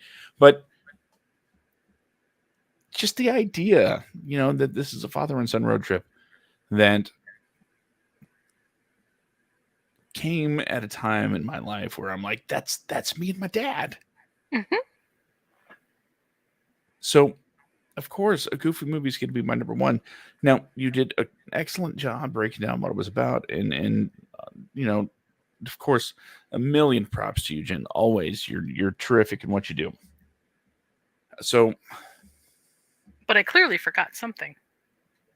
I'm going to attack this from the feels part, where I feel, and the way that it affects my life to this day. Mm. I think I already hit the feels part with the it's my life. Da, da, da. So how it affects me to this day. I am my day job is one where I get summer vacation, right? I have a last day of school. So as I'm leaving the parking lot on that last day of school, getting ready to go home to enjoy my summer, I crank up After Today because that is my tradition. We're going to be blasting that song and singing it all the way home as we prepare for summer. As in case you don't know exactly what it is I do for a day job, let me throw this out there. I'm going to sit on my butt. Yeah. And I am forever quoting this movie. Like, my kids will come and say, "Hi, Dad." I'm like, "Hi, Dad, soup." That's my response to "Hi, Dad." Why? Because it's from the movie. Doesn't need to be any deeper than that. I love it. The songs are incredibly memorable. So much better than they have any right to be, right? For just, oh, it's a character in a Disney flick that's going to be on screen for like 2 minutes. We don't, and you could have just really put some generic stuff out there, and instead, you know, it got to stand out. Yeah, see what I did there? Mm-hmm. Everything about this movie is wonderful. Everything. And I so mean that. Goofy, Max, Pete. How about this? It's the Leaning Tower of Chisa. Polly freaking Shores. It's coming in with the iconic lines. And what was that? Also a Wallace Shawn voice that I heard? Yes. If I ever had the chance to interview him, these are the roles that I would be talking to him about. Yeah, the Princess Bride is great, but everybody talks about that. I want to say, so you were a card dealer at Clark Griswold, huh? Or principal at Max Goof School. That's it's pretty rad. Let's talk about that. And to feel that young, stupid love again. Because I remember feeling it a lot back when I was Max's age. It's a wonderful movie. It's the best, and I will never ever be able to say enough great things about it. And it's one that I watch. I don't want to say I watch it 10 times a year. No, it definitely gets to play at least once a year. Definitely around right around summer vacation time, so we can get into the spirit. Some we talk about the movies we watch to get into the Christmas spirit and or the holiday spirit and to feel those feels like we did when we were kids. Hmm. We do that for the summer as well to get into that it's summer vacation kind of excitement.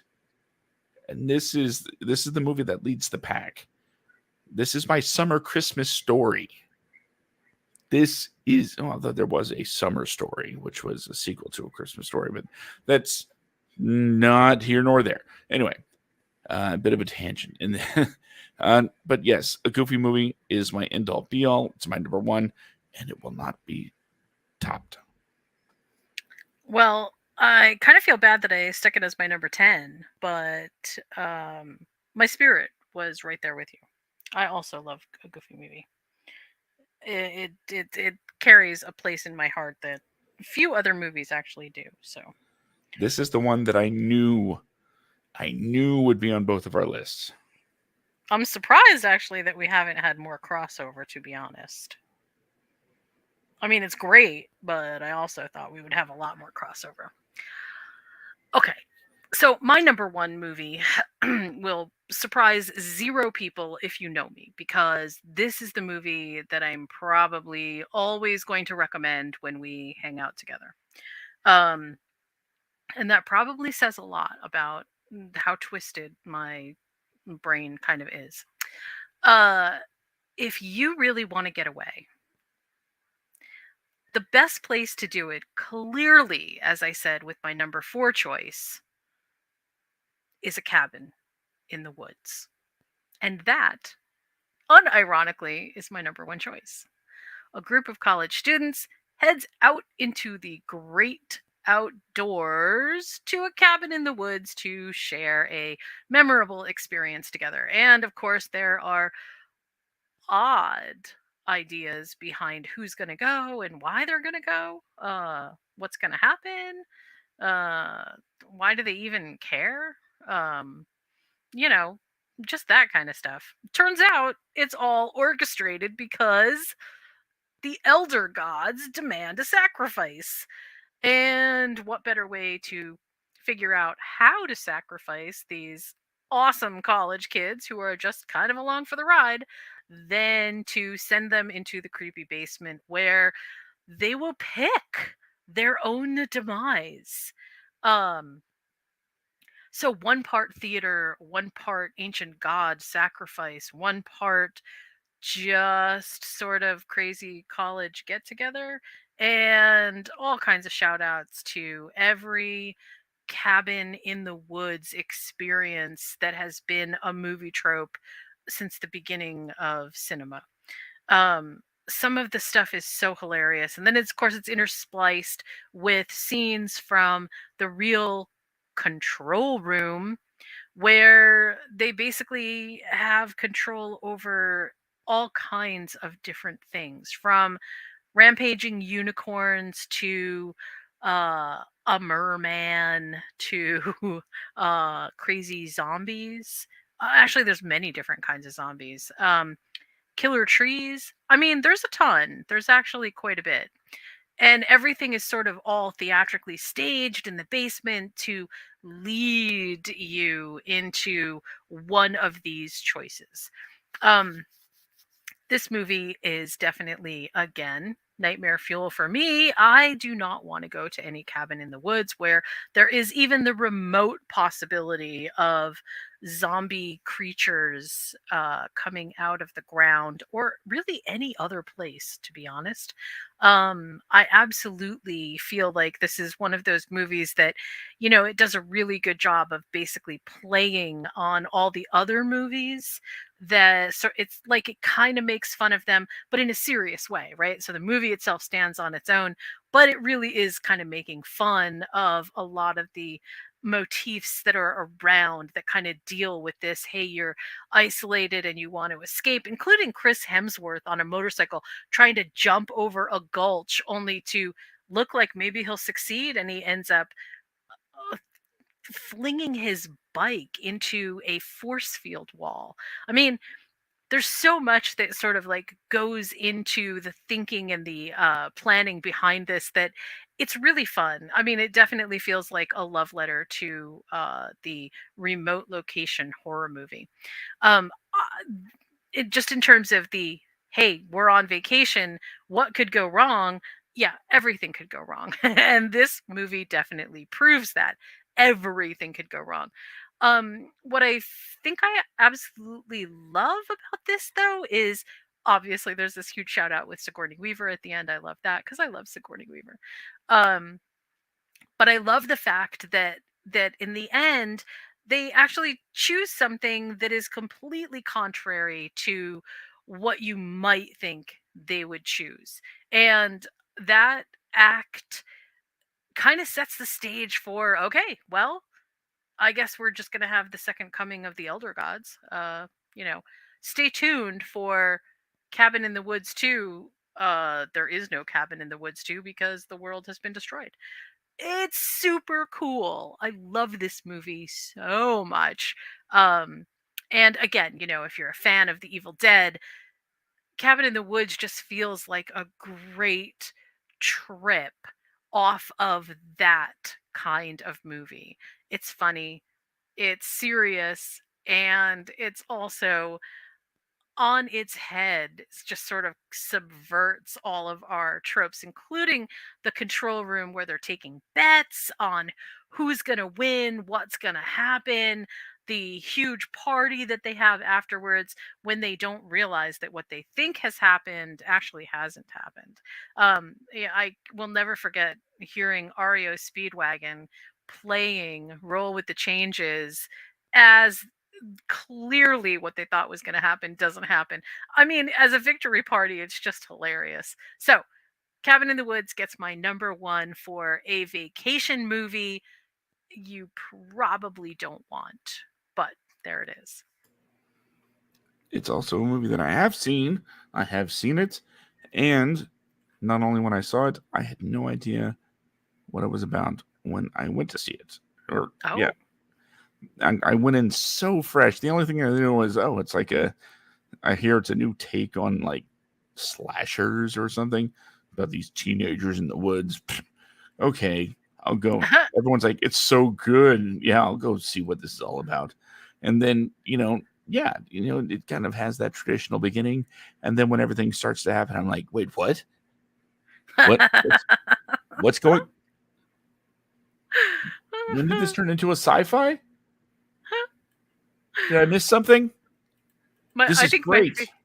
my favorite part of the movie is when they end up in the cubes and they can see all of the other um you know I don't want to say that they're all monsters because they're not all monsters, but all the other ways that you could possibly die, right? And they see them all embodied in these like huge cubes that clearly they're just keeping all of these things so that they will have their one day in the sun.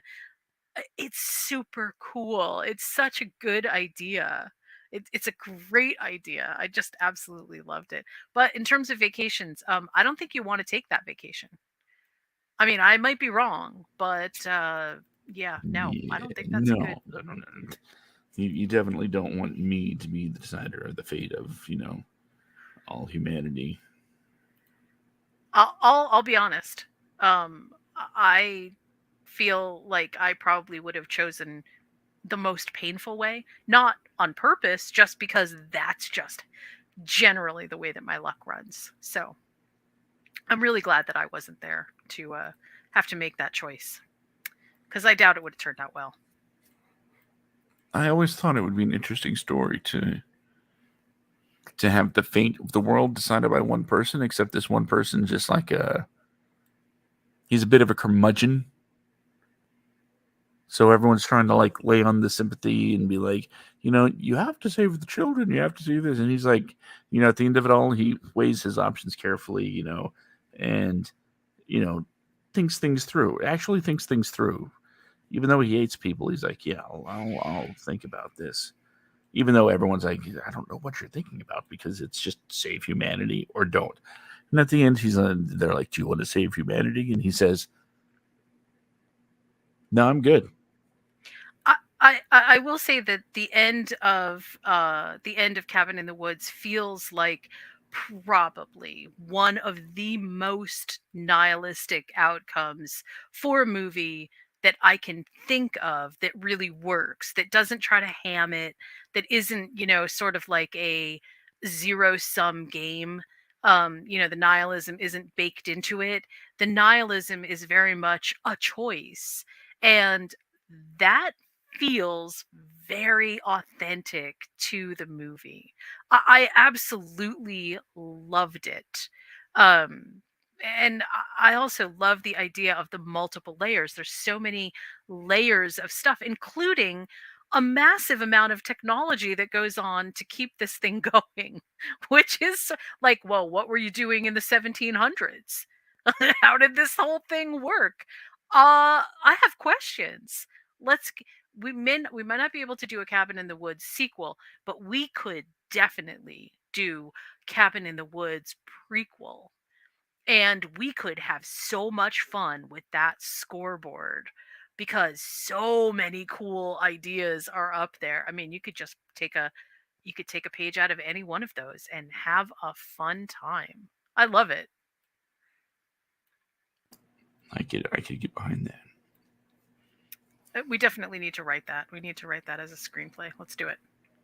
Okay, we will add Well- that to the Final Destination from Middle Management Death Yes. list. I pitched that actually to somebody who said, I don't know why that's not a movie right now. So I think it definitely has some wherewithal. So that's good. That's very good. So, okay. So I want to run through my top list, but I also just want to remind everyone that none of these movies are really like, the best vacation that you could take, but I really want to ask, what is your most favorite movie, not just about going on vacation, but about a place that you would go on vacation? Like, would you go to Austin Land? Would you go? Where would you go? What movie universe has the place that you would want to take a vacation? Oh, that is a good question. The movie And universe that I would most take on vacation. yeah, I mean, I can think of some, but I think we should think on this, and then we should talk about it at a later time. Okay, yeah. We'll definitely give that some thought. Because, like you said, there's a lot of different places, but you asked for what's the ultimate, what is the number one? Yeah, what is the number one place that you would want to vacation from any movie universe in the world? Any movie universe that we have created, where would you want to go? If it's a movie, you could go there. Okay. All right, well, I'm going to swing through my list and tell you from 10 to 1 what my list was. Hey, just like the name of the show. Just like the name of the show. Just thought I would give that in there so that we could roll credits. All right. Number 10, a Goofy movie. Number 9, What About Bob? Number 8, Austin Land. Number 7, On Golden Pond. Number 6, The River Wild. And it was wild. Number 5, Mamma Mia. Number 4, Evil Dead from 1981. Number 3, Midsommar. Number 2, Jurassic Park. And number 1, Cabin in the Woods. What is your list from 10 to 1, Josh? My list from 10 to 1. Number 10, The Big Year. Number 9, Dan in Real Life. Number 8, Glass Onion, a Knives Out mystery. Number 7, Spider-Man, Far From Home. Number 6, Home Alone 2, Lost in New York. Number 5, The Terminal. Number 4, Die Hard. I just realized on my list it goes Die Hard, The Terminal. Number 3, Vegas Vacation. Number 2, The Great Outdoors. And number 1, my number 1,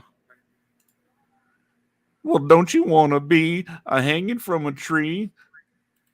We're mighty glad to see you, and the parking's always free. Here at Lester's Possum Park. Yeah, I did the whole thing. There you go. Well, at least the whole ending. A Goofy movie. Can't talk about a Goofy movie without mentioning Lester's Possum Park. I have to get one of those shirts. That's true. I have to. And I have some on my old Google machine right here, just ready for me to click order. All I got to do is click order, and it'll be there. Well, maybe if we get sponsors, then that would allow us to showcase merchandise. So, just saying, just throwing that out there. Just throwing it out there. Mm-hmm. Yep. Okay, so that was my 10-1 list. And so tell me, because now I'm, in the mood for being off and on vacation. But I know that you'll pull me right back down to earth when you give me my homework for next week's 10-1 list. What's it going to be? Oh, and can I do it on vacation? And it's all about no. You can put together your list on vacation, but it's not about vacations. It's not relaxing at all for the most part. No, it's gonna be harrowing. It's going to be dangerous. It's going to be full of a lot of work, thankless work. Oh boy, just what I love. I mean, yeah. So we're talking about top 10 list of movies about making a movie. Oh, that's an interesting one. And just one qualifier, it does have to have a movie within a movie. You get what I'm saying? Yeah, but you don't necessarily have to watch the movie in the movie, right? Okay. Right. That's good. As long as they're working on a movie, and that's what they're doing. It counts. So next week's movie, people making movies in movies. So this is actually we should actually label this the meta movie list. It's the movie about being super meta. So yeah. Okay. Well, I mean, I can think of some right off the top, but also this might be an interesting list because some movies within a movie are maybe well, I'll think about this. I got to think about this a little bit because I'm wondering if this is going to be like, are we going to have enough? Is there going to be enough movies for this? I don't know. I guess we'll find out. Oh, there will definitely be enough movies for this. All right. I mean, I can think of my number one right off the top, so that's actually a good sign. Are we on the same page? I think so. Ooh, I mean, I'd tell you what my number one is, but I think no, I better not. That'd defeat the purpose of even showing up next week. Yeah, right. I mean, there'd be no suspense. And also, just for everybody at home, we don't talk about our lists. It's not, that's the number one rule of 10-1 is you don't talk about 10-1. Right. So there's that. Not until it's 10-1 time. Exactly. And then we do it one at a time. And in our off times, we definitely don't make soap, but we make t-shirts. So there's that. We could maybe fit that in. It could work. This could work.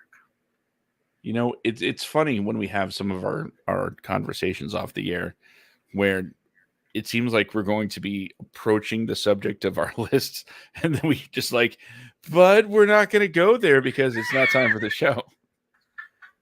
We're really good about that, which is surprising because we do other podcasts together. We do have other conversations, that are not related to 10-1, but we definitely do a good job of keeping it separate. So yeah, I'm happy with it.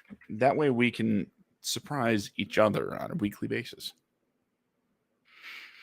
Exactly. It wouldn't be very exciting to make lists of top 10 if we already knew what each other's top 10s were. That would not be as exciting, I don't think. If you recall, that was one of the first conversations we had when we were talking about doing this show. It was like, should should I get you to send me your list beforehand so we can like throw up a graphic of the movie poster? And then it was quickly, no, we both want to be surprised. Right. And if that means, we have to, not throw up graphics, that's, I'm good with that, because I genuinely love the reactions and hearing, like, that's okay, that's an interesting choice there. So, okay, so I have a question for next week. So, would you consider is it just the art of cinema, or is putting together a production in the same line? Like, would putting together a play be the same thing, or are you talking about just the movies? I'm talking about just the movies, but Okay. it's not as defined as okay, we're going to definitely see a director call action in this film, as much as maybe there's a movie about a screenwriter and he's getting his movie written and visiting sets, and it's about making movies. Mm. All right. I think I've got at least I have a number 1 and a number 10. So that might Get the bookends number done. 10 number 10 might change, but at least I feel like at least I've got a container to put all of the movies as I think about them in. So that's good. All right. All right. I think that's good. Well, I enjoyed this list. I mean, I was very much looking forward to this list of vacation movies, but I have a question, Jen. Hmm. Yes. As we all know, when we go on vacation, we have to have some spectacular food. So how can I find food that is inspired by these films of vacations? Well, if you want really good food, I suggest that you watch The Menu on HBO Max because that was really good and the food looked amazing.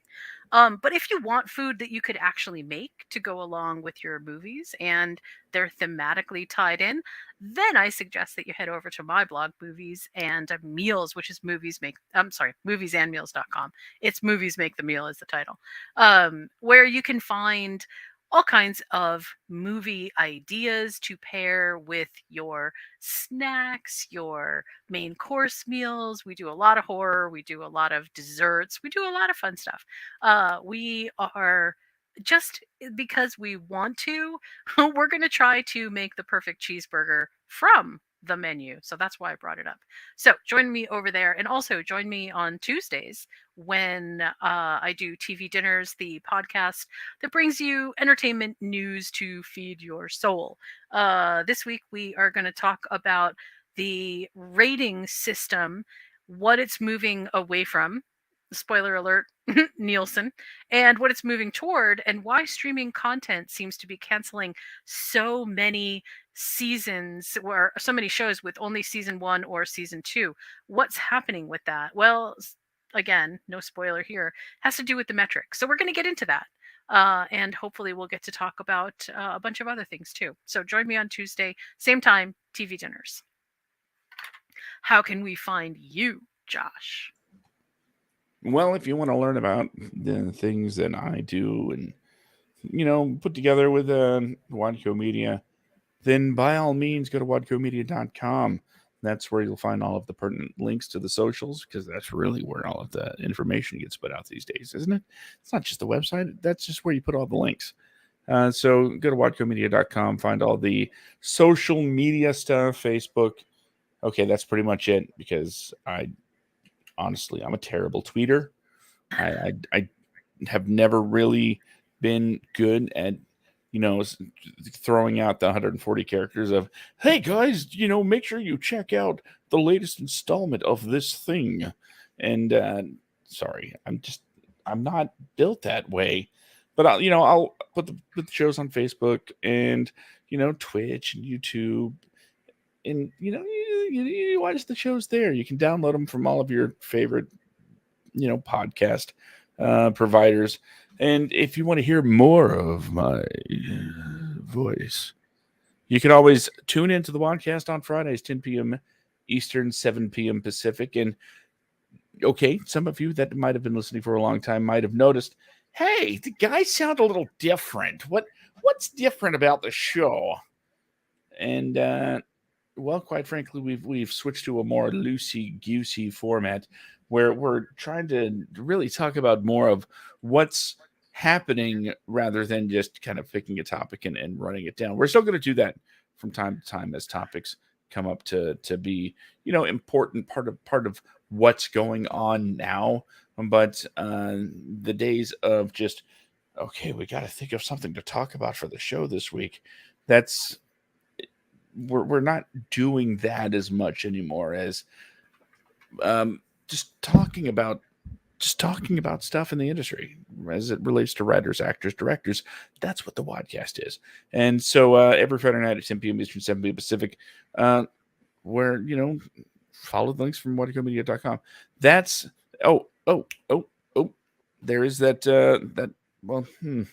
I kind of hesitate to even bring it up right now. I will say this, and Jen, shut me down immediately if you think I'm speaking out of turn here.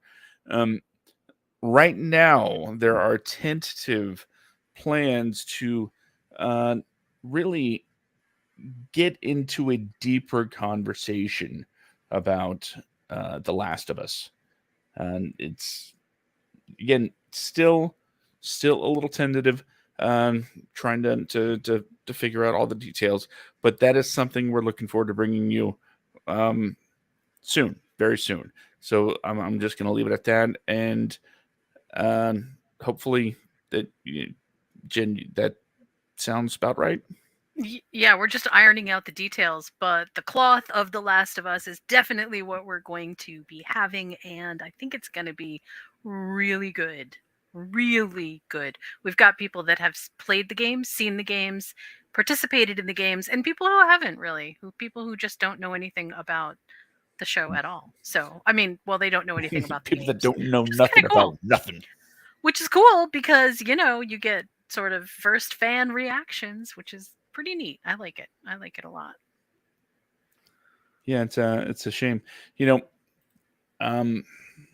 There's somebody that I sort of know who is not into horror things at all, and after the third episode came out for The Last of Us, I said, hey, yeah, they might not be into horror, but if they were to watch any episode, that one's probably the one to do it, because it's not going to it's not going to freak her out. So it's really turning into something for, I don't want to say everybody, but definitely just great television, and I really look forward to getting into a deep dive on that, and hopefully we'll get that soon. It's not The Walking Dead. I think we can definitively say that. So if you didn't like The Walking Dead, or if you feel like The Walking Dead was a little bit too depressing, The Last of Us might just have your back. Let's hope so. Let's hope so. We'll can't wait till episode 4. Yeah, I know. It's going to be hard to follow up episode 3, but I'm sure that they will do the best. Well, I guess that's going to do it for us here then. Thank you all for joining us, especially if you joined us live. If you're listening on a recording, thank you for downloading. Don't forget to hit that like button, subscribe, so you can get all the awesome episodes as they become available every Sunday. Yes, I upload them on Sunday. Sorry, but, it's a convenient time to do it. So if you want to get your 10-2-1 fix before Sundays, then join us live here each and every week at 8:30 p.m. Eastern, 5:30 Pacific, and you'll be able to participate in group chats and throw out your ideas. What do you think are some of your favorite movies for the list that we provide. And you know what? Maybe even throw out a few lists yourself. So we will, populate our opinions on your lists. I think that would be a lot of fun, having a list that neither one of us put together, or a topic that we didn't put together. That would be very interesting, and it could probably go to really weird places. To be honest. Always fun. Always fun. And thank you, Jen, for being as amazing, and I'm going to say the word articulate, as you are. You're welcome. I mean, not that I really do very much in order to make that happen, but thank you. I always have a wonderful time, especially on this podcast where we get to talk about our favorite movies and why we love them. It is absolutely a treat every single week.